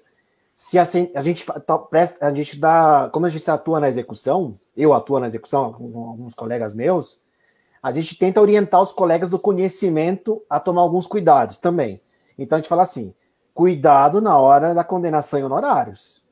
Tem que estar ressalvada a fundamentação no artigo 85, mas com a súmula também, porque senão o advogado lá na frente vai alegar que não vincula a súmula. Mas, Sérgio, acontece isso sim, acontece porque no volume, infelizmente, o colega perde o prazo do embargo de declaração e passa batido, né? O que a gente faz na execução, Sérgio? Eu vou falar como eu atuaria, né? eu falo o seguinte, olha, excelência, o artigo 927 do CPC, por isso que eu falo assim, pessoal, trabalhe bem isso na inicial. O 927 do CPC fala em precedentes vinculantes obrigatórios. E um dos precedentes obrigatórios é a súmula da STJ. E como a súmula 111 é súmula do STJ, é vinculante. Então, se não teve uma decisão que afastou a súmula vinculante, incide o 927. Porque não estaria necessidade nenhuma de discussão no conhecimento. Por isso que a Ana também já falou, colegas, discuta desde a fase de conhecimento. Justamente para evitar esse tipo de situação lá na frente. Agora, se porventura, o Sérgio já respondeu, né? Se não tiver a previsão da súmula. Agora, só para acrescentar como professor agora, não como procurador, ok? Vamos lá, pessoal. Eu questiono assim, Sérgio, eu não sei como é que é aí em São Paulo, ali na terceira região, mas aqui, por exemplo, Sérgio, a grande maioria das decisões de concessão não são líquidas. E aí eu sempre falo aos meus alunos, colegas, vocês têm que entender bem o que é decisão líquida e não líquida. Se a decisão for ilíquida, ou seja, que não dá um valor aritmético monetário, eu condeno a pagarem R$43 mil de atrasados. Então, os senhores vão para o parágrafo 4º do artigo 85. O 83, o parágrafo 3º do 85 é o principal, concordo, mas tem um parágrafo 4º. O parágrafo 4º fala uma coisa muito interessante. Ele fala assim, em qualquer das hipóteses do parágrafo 3º, não sendo líquida a sentença, o percentual será definido quando liquidado o julgado. Em que momento é liquidado o julgado? Lá no cumprimento de sentença. É lá que o juiz vai aplicar 10, 12, até 20% sobre o valor do quê? Aí que tá. Quando você continua lendo o parágrafo 4º, ele passa para o critério da condenação, né? Então, assim, preste muita atenção, colega que está assistindo, se é líquido ou ilíquido. Então, minha pergunta é assim, Sérgio, aí em São Paulo, no Mato Grosso do Sul, é mais líquido ou ilíquido? Porque aqui prevalece o ilíquido. Veja, na vara federal comum, até hoje eu não vi uma sentença líquida. No juizado especial federal, geralmente a sentença vem com liquidez. Mas o que a gente enxerga aqui? Tem juízes, a minoria, que fazem o seguinte: ainda que a sentença seja ilíquida, ele já condena aplicando os percentuais mínimos do parágrafo 3º do artigo 85. Se a sentença não disser nada, no início de vigência do CPC, os alunos perguntavam muito, e agora, eu preciso embargar, o que é que eu faço? A sentença não disse nada sobre honorários, mas muitas vezes dizia, né, que os honorários seriam arbitrados na fase de cumprimento de sentença por disposição do parágrafo 4º do artigo 85. Isso acontece muito. E o tribunal tem feito da mesma forma. O tribunal, às vezes, reforma a sentença que condenou em 10% de honorários para dizer que eles serão arbitrados somente na fase de cumprimento de sentença. Até porque, qual o motivo disto, né? É só para comentar com os colegas que estão nos assistindo. Porque agora o percentual vai variar de acordo com o proveito econômico ou o valor da condenação. Então, se eu não tenho a liquidez, se eu não sei o valor, o montante dos atrasados, não tem como determinar os parâmetros para percentuais. Então, isso fica para a fase de liquidação de sentença. Então, o tribunal tem feito isso. Quando o processo volta do tribunal, tem juízes aqui, Alberto, principalmente nas comarcas do interior, onde muitas vezes não tem vara federal, que no despacho, intimando o segurado, o exequente, a requerer o que de direito, ele já arbitra o percentual. Se ainda não foi arbitrado, condena no percentual X de honorários. Mas acontece também de essas decisões não estabelecerem percentual. Então, qual é a prática? O que eu faço aqui? Em São Paulo isso acontece.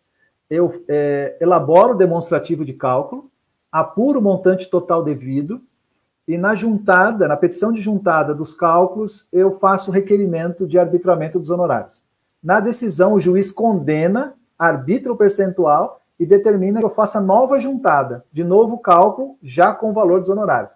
Mas o que acontece aqui que é engraçado, você vai dizer se acontece aí também, é que muitas vezes não tem condenação em percentual, o INSS apresenta cálculo já aplicando percentual mínimo e sobre as parcelas devidas até a data da sentença. Então, essa questão não tem necessidade de desespero dos colegas, né?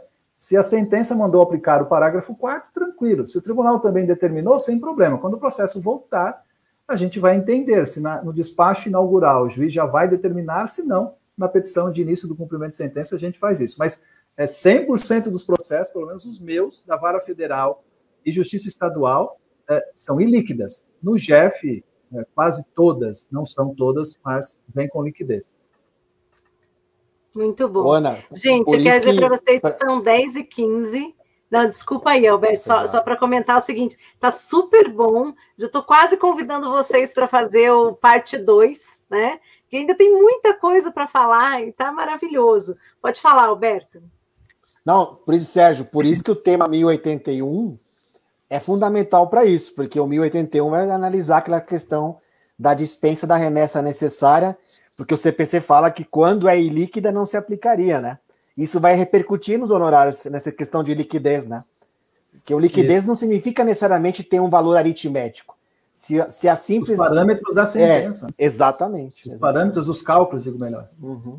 Desculpa, Ana, só queria acrescentar. Temos um enunciado do FONAGEF nesse sentido, né? Que diz que liquidez, a sentença é líquida quando contém os parâmetros de cálculo, data de início do benefício. Mas isso é muito arriscado também, né? Porque eu não concordo muito com isso, porque data de início do benefício, data de requerimento, data final dos cálculos, não determinam parâmetros. O que determina o montante total devido são os valores dos salários de contribuição, o valor de salário de benefício, a alíquota de benefício. Então, ainda que eu tenha a alíquota do benefício, o mais importante de tudo é a base de cálculo. E a base de cálculo se constrói pelos salários de contribuição.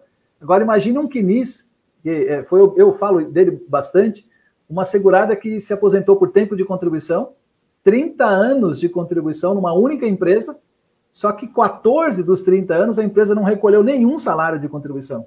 Então, que parâmetro eu tenho se a sentença determinar que obedeça o que está no Cadastro Nacional de Informação Social?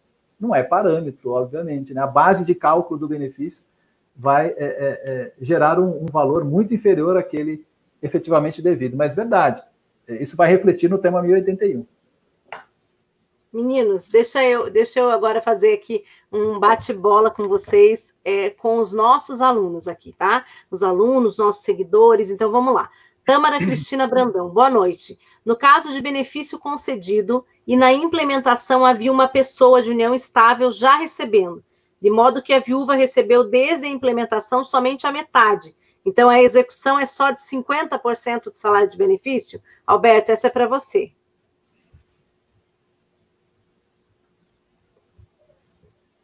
Você está sem som.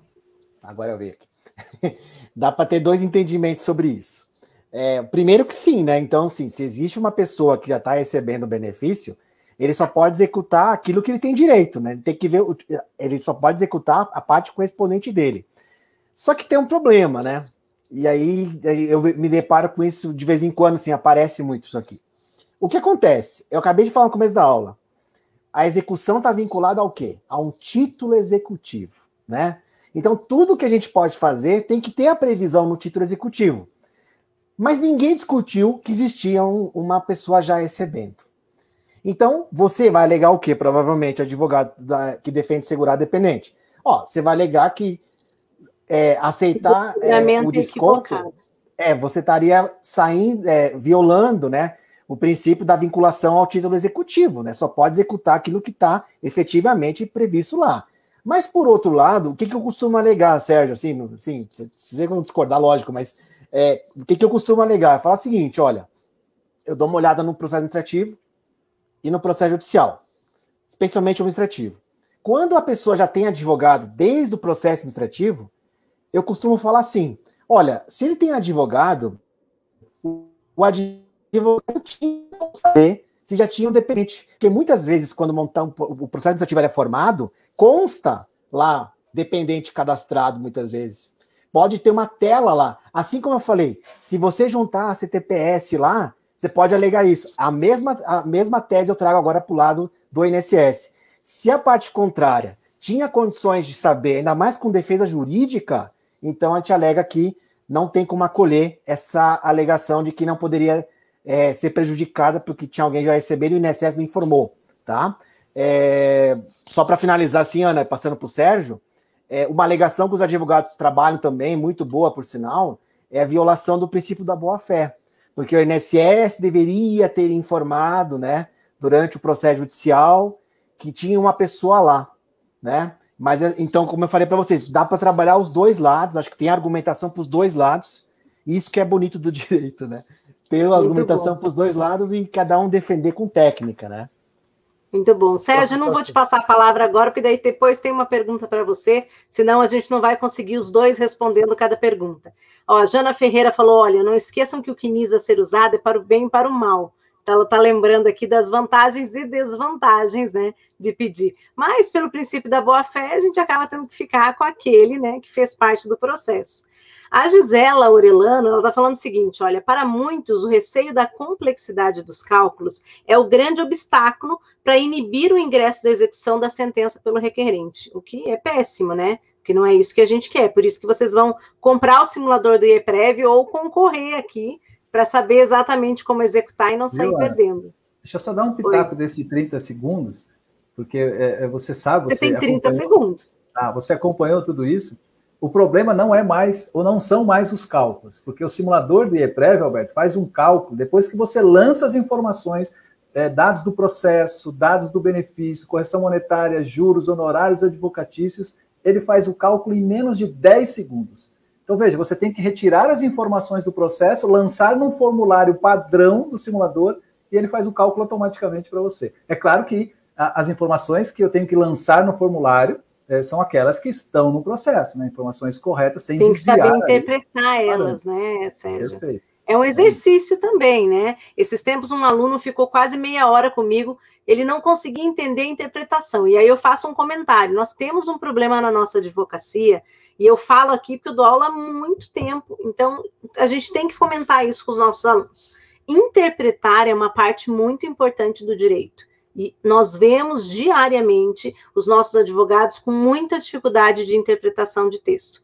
Dificuldade de interpretação de leitura. Sempre digo isso, minha professora de português dizia, é verdade, é preguiça na leitura. Gente, só tem um jeito da gente aprender, fazendo a leitura. E fazendo a leitura várias vezes, quando eu leio o texto e não consigo depreender o que ele está me dizendo, eu preciso ler ele várias vezes. Esse é um exercício importantíssimo de aprendizado mesmo. E ele é fundamental. Acontece comigo, eu tenho que ler, às vezes, várias vezes. Muitas vezes eu não consigo compreender, eu leio 2 vezes, eu leio 3 vezes, e cada vez que eu leio, eu descubro algo a mais que eu não vi que estava escrito ali. Isso acontece na sentença, isso acontece numa decisão de tribunal, isso acontece nas decisões do STJ e do STF, que são mesmo, por natureza, mais complexas. E, às vezes, eu me surpreendo quando a gente escreve um texto curto e a pessoa não consegue compreender o que está escrito ali. Então, ela tem que ler várias vezes. Isso acontece também para preencher o simulador. Ora, se o simulador me faz uma pergunta básica, mas se eu não tiver lido a sentença, eu não consigo. E não adianta ligar para o professor Sérgio e dizer, professor Sérgio, não consigo preencher, se você não leu o que está escrito na sentença. Porque aí ele vai te dizer, então, me diz o que está escrito na sentença, para eu poder te ajudar a preencher, não é verdade, Sérgio? É que eu sou mais dura, assim, com os alunos aqui, mas eu falo para eles muito isso, gente, tem que ler, né? Esse é um exercício necessário. O aluno me pergunta, às vezes, qual índice de correção monetária eu utilizo? Eu digo, aquele que está na sentença. Mas eu não sei o que está na sentença. Eles me respondem sempre isso. Aí eles me mandam a sentença para dizer para eles o que está escrito ali. E aí, gente, isso não é uma crítica ruim, isso é para dizer, olha, nós queremos ser melhores e queremos resultados melhores. Então, a gente precisa também, né? Não é porque o mundo está num piloto automático maluco que a gente pode permitir que isso aconteça na nossa profissão também. A gente tem que parar, tem que ler, tem que interpretar, e isso faz parte da advocacia. Eu sempre falo, a leitura e a interpretação são os 2 elementos mais importantes da advocacia. O resto é teatro, com todo respeito, né? Mas o resto é jogo de palavras, é negociação. Mas leitura e interpretação é o que a gente faz para poder escrever direito, para poder pedir direito, né? O Alberto já está rindo, né, Alberto? Fala, você já está aí se matando de rir, eu vou ficar quieta aqui. Não, tô... Vamos parar. Ai, escuta, olha só, a Viviane Mantovani, ela está falando o seguinte, tem ideia, Alberto, de quando serão liberados os precatórios desse ano? Você tem aí um spoiler para nós? Maravilhoso. Já tentei atrás, muitos alunos me perguntaram, eu também não consegui a informação. Não consegui. É difícil, né? É complicado. Agora, então, já que você não vai dar um spoiler para nós, eu queria muito que você tivesse um spoiler positivo. Então, eu vou fazer uma pergunta da nossa queridíssima Paula Moura Leite, que é advogada também, super conhecida nossa do IEPREV. Um beijão para ela. Essa pergunta é para o professor Sérgio. Olha, Sérgio, você estava louco para falar, agora eu vou deixar você falar, tá?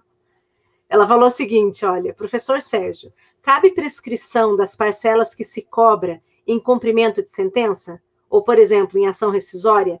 Ela está falando de uma revisão pleiteada em 2009, ela foi julgada improcedente, só transitou em julgado em 2018. Ela tramitou por 9 anos, ela está explicando aqui para não ter dúvida. Essa ação rescisória foi ajuizada na sequência em 2020, dentro do prazo de 2 anos, e provida, sendo que no título executivo estava determinado que a revisão ocorresse desde a DER, que foi em 2005. No cumprimento de sentença, ela cobrou desde 2009 e o INSS impugnou, alegando prescrição, e que só deve a partir de 2015.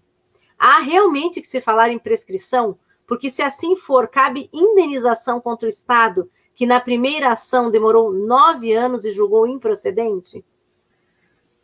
Olha, a pergunta já respondeu.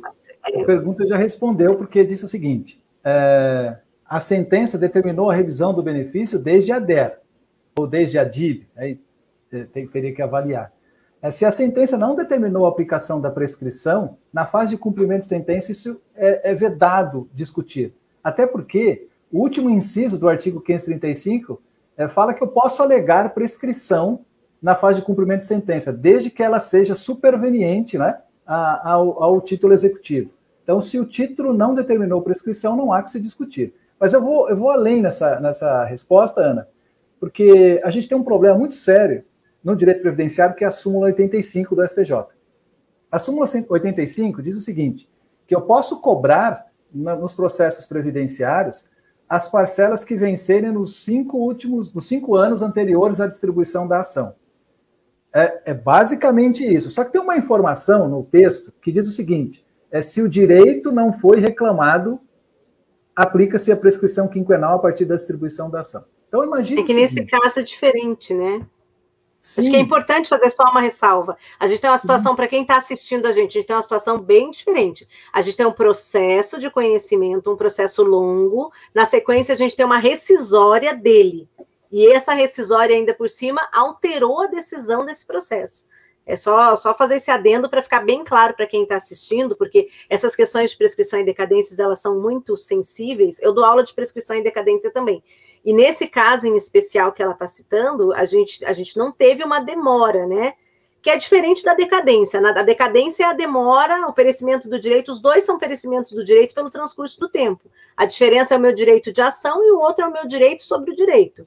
Só que no direito previdenciário em especial, a nossa decadência e a prescrição, elas caminham meio juntas, né, Sérgio? Acho que é importante só fazer essa ressalva. E aí, a inércia do agente, ela é fundamental para saber se eu tenho direito de acessar esse valor ou não. Mas daí eu vou deixar você falar, depois eu comento. Não aconteceu nesse caso, não tem inércia nesse caso. Não tem inércia. Uma ação rescisória, antes do prazo quinquenal, até porque esse é o prazo decadencial da ação rescisória, mas nós estamos focados no título executivo. O INSS não pode, na fase de cumprimento de sentença, impugnando o cumprimento, alegar a prescrição se o título executivo não determinou a aplicação dela. A gente tem muito Até porque problema... na rescisória, desculpa fazer um comentário com vocês dois, o Alberto é processualista também, o que a rescisória quebrou foi o título reconhecido na decisão anterior. Na verdade, ele não quebrou, porque ele continuou procedente. O que mudou foi o início da DER, foi o meu termo inicial da coisa, que é o que ela está falando ali, né? Ela entrou com a rescisória para que os valores fossem pagos desde 2005, é isso que ela está explicando ali. No cumprimento, cobrei desde 2009. O INSS impugnou alegando prescrição, porque só devia, não 2005, perdão, 2009. Ele disse que só poderia pagar a partir de 2015. Só que a rescisória, ela não tem o condão de mudar o termo inicial do que foi discutido na ação lá atrás. Ana, essa é a discussão que a Paula está colocando aqui. Ela falou que a revisão pleiteada em 2009 foi julgada improcedente. Procedente, não foi? Improcedente, perdão, é verdade. Mas ela transitou em julgado em 2018. Aí transitou em julgado em 2018. Aí ela entrou com uma rescisória. Essa rescisória reabriu todo o julgado. E aproveitou a falta, não houve inércia. Então, Até porque no curso daquela ação não corre prescrição. Não, e mesmo que corresse, ela correria no final. 2 anos e meio de 2018. Sim. Faltou meio ano para correr os outros 50% do prazo que ele voltaria a correr. Então, ela entrou em 2020, não tinha passado a prescrição de 2 anos e meio ainda. Então, não há perda do direito. Pelo menos é a forma que eu interpreto aqui. Lá veio o Alberto mal. Não, vai, Alberto. Essa é a forma que eu penso também, Ana. Mas aí, veja, pode ser que a prescrição anterior à primeira ação não tivesse corrido ainda 2 anos e meio, de modo que eu não aplicaria, você está falando do artigo 5º do decreto lá de 1932, né? A prescrição, quando voltar a correr, volta pela metade. Eu estou pensando no pior dos mundos, né? Porque assim, ó, eu estou pensando assim, ainda que fosse o pior dos cenários, só passou 2 anos. Isso. Ainda que fosse. Porque é difícil, né, analisar um caso assim, que é muito complexo e nós não temos todos os dados. Então, assim, de ampação, que dá para dizer que não parece ter corrido. Mas o Alberto tem uma colocação ali. Não, só para apimentar a discussão, assim, eu vou dar minha posição com o que eu faria, tipo, para mim, né? Lá no meu trabalho. Prescrição e decadência é matéria de ordem pública, então pode ser alegada a qualquer momento, né? Então, se é a qualquer momento, a gente vai se alegar na execução. Agora, o que o outro lado alegaria também? Ok, mas quando ele fala a qualquer momento, leia-se no conhecimento. E não na execução. Até porque o STJ já definiu isso, né? Ele tem que ser alegado nas instâncias ordinárias e na fase de conhecimento. Isso o STJ já meio que definiu, né? Mas não é definir o meu colega, mas se, por exemplo, a sentença não falou nada da prescrição, tá bom? Se ela não ressalvou nada, eu alegaria na execução. Eu alegaria também, faria a mesma coisa. Agora, se a sentença foi categórica, não há prescrição, aí eu não alegaria. Porque aí já foi definido, enfim, não tem nem discussão, né? Sim. Mas... até porque eu acho que pelo pensamento do STJ, a prescrição, assim, é a matéria de ordem pública, mas ela tem que ser alegada nas fases ordinárias, certo? Ela compete a quem aproveita e tem que ser alegada na fase ordinária. Ela não poderia ser alegada só numa fase mais, assim, à frente, né? Aqui, uma ação rescisória, a meu ver, a gente já interpreta que ela fugiu bastante do momento oportuno numa preclusão consumativa temporal ali. Embora com o novo CPC a gente não use esse termo mais exatamente, né, dessa forma, mas eu ainda acho que é uma preclusão consumativa, mas não sei. Paula, eu estou do seu lado, só que eu não sou juíza. Só para dizer que eu alegaria, né? Eu alegaria a preclusão do INSS em ter se manifestado nesse momento. Mas, não Por isso sei. Que o ideal é entrar com embaixo de declaração para não deixar essa lebre para execução. Porque muito juiz acolhe, viu, Ana? A gente alega na execução e eles acolhem, muitos acolhem. Mas eu acredito, sabe por quê? Porque muito juiz, ele sente aquela coisa do bem público, né? Ele meio que advoga para o INSS, é uma coisa que me incomoda um pouco, essa falta de imparcialidade, muitas vezes, do Poder Judiciário. Olha só, a Edna Agren fez uma pergunta um pouco mais tranquila aqui, ó. Para fixar pagamento precatório ou RPV, tem que contar os valores que o autor recebeu a título de tutela? Aqui, Edna, o certo é falar descontar, né? É descontar mesmo. Recebeu de tutela antecipada, tem que apresentar no cálculo, né, meninos? Isso aí, né? Se é isso que a gente entende, se é isso mesmo que a gente entendeu, se recebeu o benefício no curso do processo, no demonstrativo de cálculo a gente já faz o abatimento, né? Agora, só o professor Alberto comentou, tem decisões que não falam nada sobre abatimento. Se o segurado recebeu algum valor no curso do processo, deve ser abatido. Não, fica silente neste assunto. Então, poderia fazer o abatimento na fase de cumprimento de sentença? É o caso da pensão por morte. Eu ia dizer que de boa fé, se o segurado já recebeu alguma coisa no curso do processo, ainda que a sentença nada diga, eu tenho praticado já fazer os abatimentos. Porque isso pode... gente, mas eu acho um absurdo, desculpa, mas eu vou fazer um comentário, eu acho que nem precisa falar. Para mim, é uma questão líquida e certa. Eu não tenho direito àquilo que eu já recebi. Então, né, eu não posso receber 2 vezes. Então, logicamente, se teve tutela antecipada, tem que ser descontado. Aí eu já acho que é uma coisa meio objetiva ao meu modo pragmático de ver. Não, Ana, acho que não é nem questão de tutela antecipada. É o segurado. É que a pergunta dela era tutela. Desculpa, é que eu achei que você respondeu a pergunta dela. Não, então, desculpa. Você está falando outros valores, né? Outros tipo valores. auxílio-doença. Isso, que não se relaciona com o processo. Tudo. Que não se relaciona com o processo.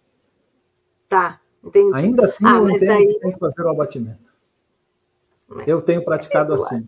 Eu também acho que daí não fazer o abatimento me parece até má fé. É que assim, né, Jerônimo? O 534 ele fala que tem que estar na memória discriminativa atualizada os descontos obrigatórios. É um dos requisitos do demonstrativo.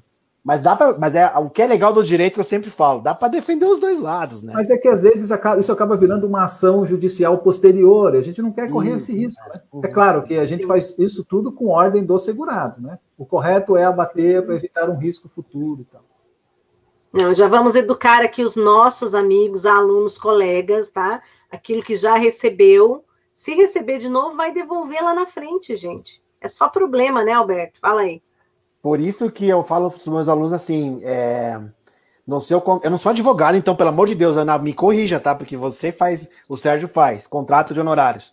Deixe claro numa cláusula que se tiver abatimento, os teus honorários contratuais não vão sofrer prejuízo. Sim, né? Porque senão vai sofrer. Porque então, cláusula de precaução nos seus contratos, que se houver abatimento, os honorários são 30% do proveito econômico que o senhor ganhou. Demanda, Isso hoje eu acho que é mais claro, sabe, Alberto? Porque hoje a própria OAB ela tem um posicionamento muito mais claro sobre isso. Eu já tive problema, mas assim, vou cuidar para não falar há 10 anos atrás, porque eu tenho um videozinho com o Sérgio que ficou muito famoso por causa desse 10 anos atrás. Aqui do meu lado, guardado aqui. E só para contar que o que tem, né? Uma época, a própria OAB se voltava contra o advogado. Não entendia o que era direito previdenciário, não tinha ideia do que era benefício vitalício, e aí você trabalhava, às vezes, numa demanda enorme de aposentadoria especial, por exemplo, vinha um valor enorme, só que durante todo o curso do processo, o teu segurado estava aposentado por idade, por exemplo. E aí você tinha que receber somente a diferença. Eu entendo. Se você já ingressou com a ação, ele já está aposentado, está fazendo uma revisão, eu estou falando da diferença. Mas se no curso do processo, ou já no início do processo, ele vai lá, faz o pedido administrativo no curso da tua demanda, não comunica o advogado, e aí ele começa a receber um benefício. No final, você tem uma surpresa horrível, né? 60% do processo todo já foi recebido. Sobrou 40% para você receber 20% ou 30% de 40%. Isso no passado era um problema. Aqui na OAB Paraná, cheguei a ver muito advogado representado, e a OAB pensando em condenar. Isso eu acho que a gente ultrapassou. Eu acho assim, tem barreiras que a gente vai passando, superando ao longo do tempo, né? Essa foi uma barreira, graças a Deus, superada, mas foi um problema por muito tempo. E acho que com isso também, como a tabela de honorários é mais clara, os próprios advogados aprenderam também a fazer contratos melhores. Mas concordo com você em gênero, número e grau. Isso tem que ficar muito claro. Essa semana aconteceu no escritório, por causa do auxílio emergencial. Então, assim, mas eu recebi isso, eu recebi aquilo. Tá, mas o que isso tem a ver com o trabalho desempenhado pelo escritório, né? Então, assim, é sempre uma conversa que você tem que falar quando contrata e depois repetir ao longo do processo, porque a pessoa mais humilde, principalmente, ela não consegue entender que aquilo é um trabalho que você desenvolve, né? O escritório tem que se proteger disso também, né? Sérgio, você quer falar um pouquinho sobre essa questão? Eu me atravessei e respondi. Não, é isso mesmo. Aqui em São Paulo, inclusive, nós tivemos a inovação da tabela de honorários que passa a prever a verba contratual sobre o valor do proveito econômico, não mais sobre qualquer outra interpretação de diferença que o segurado tem recebido. O proveito econômico, tudo aquilo que ele aproveitou. Mas, Ana, eu só queria fazer uma complementação sobre prescrição, algo que acontece muito na prática, por conta de má interpretação da súmula 111. A súmula 111 diz que eu só posso cobrar os últimos 5 anos anteriores à distribuição da ação. Mas existem processos judiciais que eles têm início depois de 8 anos de processo administrativo. em que não se tem uma resposta no processo administrativo que obriga à distribuição de uma ação judicial. Aí lá na sentença, o juiz condena ao pagamento dos valores desde a data do requerimento, aplicada a súmula 85 do STJ. Aí no cumprimento de sentença, se a gente não deixar isso muito claro, o INSS vai discutir porque quer pagar os últimos 5 anos anteriores à distribuição da ação. Só que a gente esquece que eu fiquei antes do processo 8 anos discutindo num processo administrativo que sequer terminou. Então, aí não há que se falar em aplicação da prescrição para pagar os últimos 5 anos anteriores à distribuição da ação, porque não há prescrição no curso de processo administrativo. Inclusive, isso está em um dos artigos 500 e alguma coisa, agora não me vem à memória, da instrução normativa. O INSS reconhece que no curso do processo administrativo não corre prescrição. Então, só esse cuidado, né, para deixar claro na sentença a questão de que não há incidência de prescrição, porque a gente acaba perdendo dinheiro, às vezes, advogado e segurado, por conta da aplicação incorreta da súmula 85. Era isso. Muito bom. E aqui o Plínio pergunta para o Alberto: quanto à reafirmação da DER, é devido a honorários de sucumbência? Pois é. Não, sim. Agora vai ter que ver os embargos de declaração do 995, né? Porque se o Plínio olhar a tese fixada, Plínio, você não vai ter resposta, né? Porque a tese é muito básica, né? A grande questão da reafirmação está nos embargos, né? Então, 2 embargos, se não me engano, né? E lá foram criadas algumas regrinhas um tanto quanto curiosas, né? Então, por exemplo, a reafirmação só começa a contar a partir do ajuizamento da ação. Antes não poderia, né? Se fosse do processo administrativo até o ajuizamento da ação, aquelas atrasadas que teria direito, teoricamente, não vai poder fazer. Sim, com o professor não concordo, com o procurador, o INSS ficar feliz porque paga menos, né? Mas os honorários... Aí que tá. Essa questão vai ser importante também para a base de cálculo, né? Como é que você vai calcular seus honorários? Você vai ter que seguir o 995, né? E o 995 acho que não respondeu isso claramente, mas deduzo que sim, né? Se é sobre a base da condenação, e a condenação só pode ser a partir do ajuizamento, é a partir de lá que vai contar a base para os honorários, né? E acho que é isso. Não, muito bom. Tem honorário, muito bom, sim. Alberto. Meninos, a gente está já no avançado da hora, a gente vai se encaminhar para o final, são 15 para as 11, foi muito, muito bacana, como eu imaginei que seria, inclusive, foi divertido também. Eu dei aqui os meus pitacos, né, pouco conhecedora do tema atualmente, 5 anos no CARF, eu estou meio assim, fora do âmbito da advocacia, mas é sempre bom falar com vocês, ouvi-los, né, e ver também ouvir e ver os casos práticos que vocês trouxeram, os nossos queridos aqui alunos e seguidores também. Eu vou passar a palavra para vocês se despedirem do nosso público agora. Eu acho que fica um gostinho de quero mais, não tenho dúvida. Nós estamos com 100 e poucas pessoas ao vivo. Ah, mas antes disso, Gustavo, você está por aí? Gustavo, apareça. Eu tinha umas coisas para mostrar, né, Gustavo? Agora que eu lembrei, eu estava quase indo embora. Gustavo, apareça aqui, fala com o nosso público. Até dor de barriga agora. Já dá medo, já. Vou desligar a câmera aqui. Pessoal, acabou a energia aqui.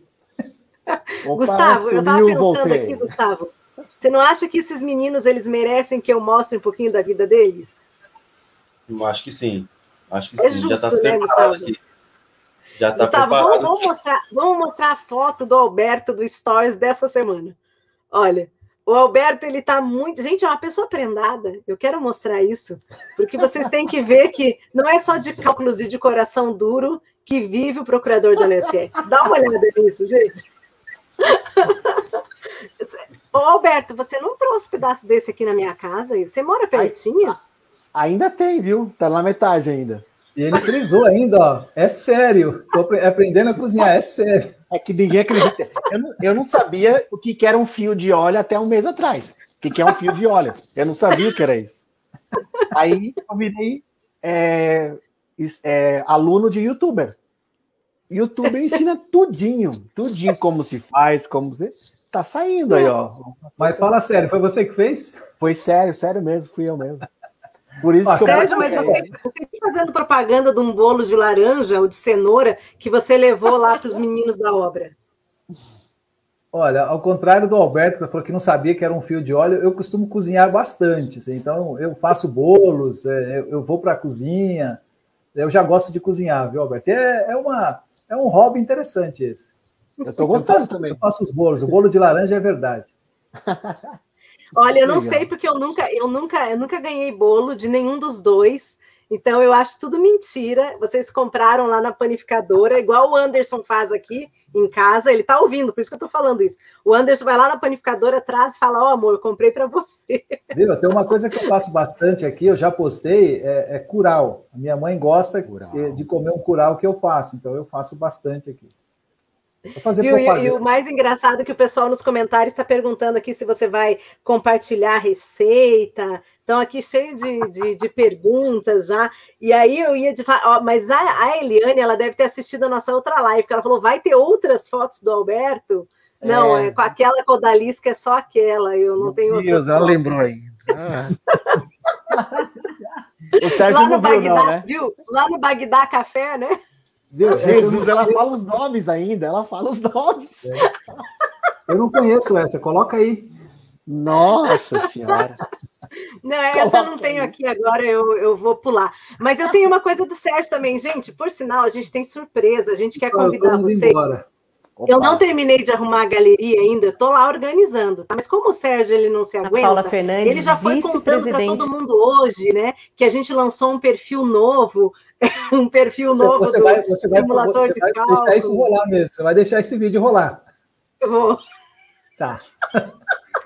Mas a amizade continua, né, gente? Olha como é que a gente trabalha bem junto. Olha, vou mostrar para o pessoal. Fernandes, vice-presidente do IEPREV. Estou aqui com o nosso diretor de cálculos, professor Sérgio Jeromes, porque fizemos uma promessa há algum tempo, falando para vocês que tudo que é bom pode melhorar, e nós fizemos muita coisa no simulador, né, Sérgio? Fizemos sim, Ana. Primeira alteração importante que nós preparamos foi a reformulação do simulador de cálculos de atrasados, aquele que faz cálculos para cumprimento de sentença previdenciária. Então, nós facilitamos o acesso do usuário, preparando um formulário para simples preenchimento. Falei simples.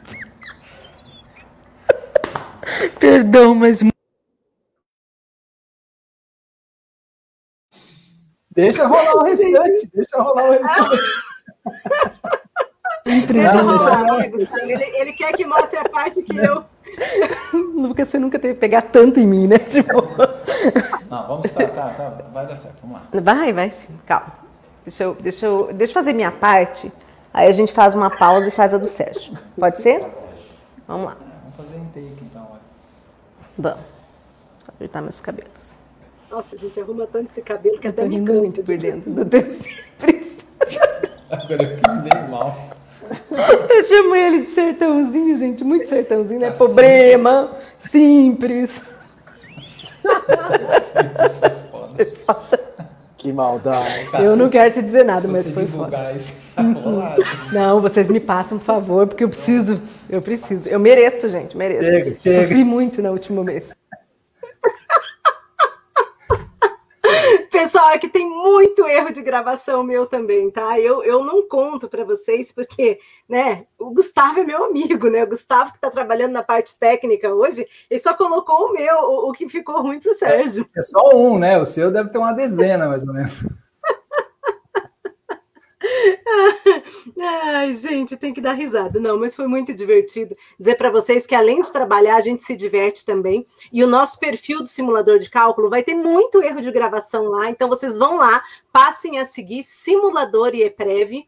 A gente vai ter sorteio, vão ter outros vídeos lá para vocês darem risada, porque a gente trabalha e dá muita risada. O Thiago, que é nosso diretor de vídeo, o Thiago é nosso gestor lá, mas ele fica controlando lá o meio de campo quando a gente está gravando. Tem erro dele também, então tá bem divertido. Alberto, quero agradecer muito a sua presença, pela nossa amizade. Hoje eu não usei fotos comprometedoras, hoje eu só trouxe o bolo, fui bem querida. Você me deve um bolo por isso, inclusive, viu? Um bolo não, uma tortinha boa. Você só fez mal para mim hoje, né? Não, é porque eu estava numa situação... Eu estava numa situação difícil com o Alberto, né, Alberto? Eu sacaneei muito com você na última live. Não foi, não. Não, mas foi engraçado. Aquela vez lá o pessoal falou, é sério que aquela foto, Ana? Me perguntaram no direct várias vezes. É verdade ou foi montagem aquilo? Eu falei, é verdade mesmo. Faz parte, ué. Quem nunca se diverte na vida, poxa vida. Faz parte. Que bom que a gente Ana, se diverte, né? Ana, eu te agradeço imensamente aí novamente. Afora a nossa amizade aí, nosso jeito de bem espontâneo de ser, né? Acho que é isso que é mais legal de tudo. Obrigado pela oportunidade de estar aqui com você, com o Sérgio, que eu tanto admiro também. Você também, que faz um baita trabalho aí na IEPREV, transmitindo conhecimento aí para os nossos alunos, colegas, amigos. E o que precisar, o que eu puder colaborar também, pode saber que estou aí também, à distância também, fazer o quê, mas estamos aí, né? E, Sérgio, foi um prazer conversar contigo, trocar ideia contigo. Aprendi muito aqui também. E espero tão logo revê-los aí, quem sabe ainda esse ano em algum evento, se milagrosamente a vacina chegar até lá. Eu espero ainda, tenho esperança que a gente vai se ver pessoalmente ainda esse ano. Muito obrigado a todos aí, pessoal. Obrigado. Tem esperança que o nosso cafezinho vai voltar a dar certo, né, Alberto? Café com cheesecake. A próxima eu faço. Prometo. Eu vou cobrar, hein? Mas vou Pode até cobrar. fotografar e postar para os alunos. Pode cobrar, vou fazer sim, prometo.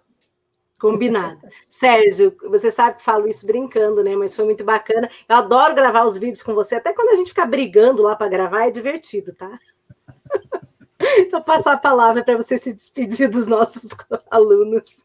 Vamos lá. Você sabe que tudo que vai, volta, né? Tem até uma música, sabia? Tudo Esse, que prepara. vai, volta. Se arruma aí, que a gente se encontra aí. Quem abre também fecha a porta. Aí, descobrimos uma saída. Eu tô rindo muito por dentro. Se tudo der errado, você vira cantora. Não, gente, ameaçada em público. Já estou até vendo. Vou guardar esse áudio para o chefe ver. Pode ir. Vai ter tudo. Ana, antes de agradecer e desejar boa noite para os colegas, eu preciso dizer que estou muito feliz. Esse foi um encontro daqueles que só geram felicidade. A gente estava conversando na hora que você saiu lá nos bastidores para pegar um café, que nós nos encontramos, eu e o Alberto, em Gramado, mas não conversamos, né? Então, eu não conhecia pelas redes sociais, mas da forma como hoje rolou esse bate-papo aqui, eu fiquei muito feliz. Foi bem interessante, e só os nossos alunos, os colegas que ganham com isso, né? Uma discussão rica, e é uma pena que foi muito rápido, passou rápido, e a gente discutiu, na verdade, uma parte das informações importantes do cumprimento de sentença. Então, eu espero que a gente tenha outra oportunidade para continuar essa discussão. Então, Ana, agradeço a você por ter permitido e organizado esse encontro, e aos nossos colegas que nos assistem. Ainda temos aqui mais de 60 pessoas assistindo, já são quase 11 horas da noite. Uma boa noite, e que possam utilizar todas essas informações em prol da advocacia previdenciária e dos segurados da Previdência Social. Boa noite a todos e feliz por esse encontro. Muito obrigada. Bem, vou pedir, Alberto, me dá um número de 1 a 12. Número de 1 a 12. 6. 6. E Sérgio, me dá um número... Ai, não, são 2 brindes, desculpa. Bem, de 1 a 12. E Sérgio, um número de 13 a 28. 13 a 28, 22. 22. Então, vamos lá ver os nossos sorteados. Vamos lá. Deixa eu abrir aqui. Primeiro, o 6, né? 6. Então, primeiro sorteado aqui, ó. A primeira sorteada era o teu livro, né? Não era, Sérgio? Ah, sim, sim. Então, peraí, deixa eu voltar para não errar. 1, 2, 3, 4, 5, 6. Então, aqui. A primeira sorteada é a Gláucia Nevalverde. Gláucia Nevalverde. Então, ela vai ganhar o livro do professor Sérgio. E a segunda sorteada é o 22. Então, vamos lá. 6, 7, 8, 9, 10, 11, 12, 13... 22. Aqui, peraí. Aqui. Luísa Barros. Só porque eu falei, Luísa, que você estava sumida. Vai ganhar aqui os 50% da bolsa do simulador. Luísa. Aqui, ó. Luísa Barros, Chardozin. Então, A Luísa é uma baita processualista aí. super. E eu tava com saudade dela, porque ela só veio por sua causa, Alberto, porque ela não vem por minha causa faz tempo, viu? Vou puxar a orelha dela. Não, eu vou dizer que é uma forma de me sentir abandonada, porque os curitibanos me abandonaram, vieram só por causa do Alberto. Você viu como é que eu ando ciumenta? Ó, aqui, ó, o pessoal agradecendo, elogiando vocês muito, muitos beijos, abraços. Andréia Vicari, um grande beijo, minha amiga querida, nossa aluna. Ela está falando que ela só tem o livro, ela já tem, só falta o autógrafo. Então você tem que encontrar o professor Sérgio, vocês estão em São Paulo, os dois, encontra lá com ele e vai buscar esse autógrafo. A Andréia, nossa aluna aqui, nosso coração. Eu sempre brinco que ela é cheia, ela é o nosso coração, ela é professora de yoga também, a mãe dela também, estiveram no nosso evento, passando aí várias dicas para os advogados, meditar para não pirar. Bem bacana, foi muito legal e foi muito elogiado. Cláudia Cimeire, Glauciane Valverde, Luísa Pereira Chardozin, já foi a nossa sorteada, quem mais? Um monte de gente escrevendo aqui. O meu Facebook está meio travando hoje, ele não está dando conta dos comentários aqui para a gente falar, mas depois vocês vão dar uma olhadinha lá também, meninos, vão ver os elogios maravilhosos que o pessoal fez, a presença de vocês no programa. Então, eu vou agradecer o Gustavo, que ficou com a gente até essa hora também, né, Gustavo? Gustavo, que hoje não estava nem muito bem de saúde, mas ficou aqui comigo, não me abandonou. Meu parceiro, né, gente? Até os videozinhos e as fotinhos ele me ajudou. Não deixa eles fazerem isso comigo, Gustavo, por favor, tá? Bem, então mandar um grande abraço para todo o pessoal que está assistindo com a gente. Quer dizer que o pessoal gosta tanto de você, Sérgio, que eu fiz essa sacanagem contigo e ninguém comentou. O pessoal só assim, tipo, entendeu? Mas se você faz comigo, tô perdida. O pessoal ia amar. Viu como é bom ter bons amigos? É. Tô vendo que o seu número de bons amigos tá bom, viu? Isso foi muito bacana, gente. Desculpa aí, mas os erros são ótimos. Vamos lá ver os nossos... É Hells que fala ou é Rios? O meu inglês não é muito bom, Alberto. Eu também tenho minhas Reels, não sei como é que pronuncia. Reels, né? Sei lá. Bem, então, em todo caso, mas vocês vão lá curtir e seguir a nossa página do Simulador IEPREV, porque vai ter muito erro de gravação lá, vai ser bem divertido. Um beijo, pessoal. Até a próxima semana. Até. Tchau, tchau. Se cuidem.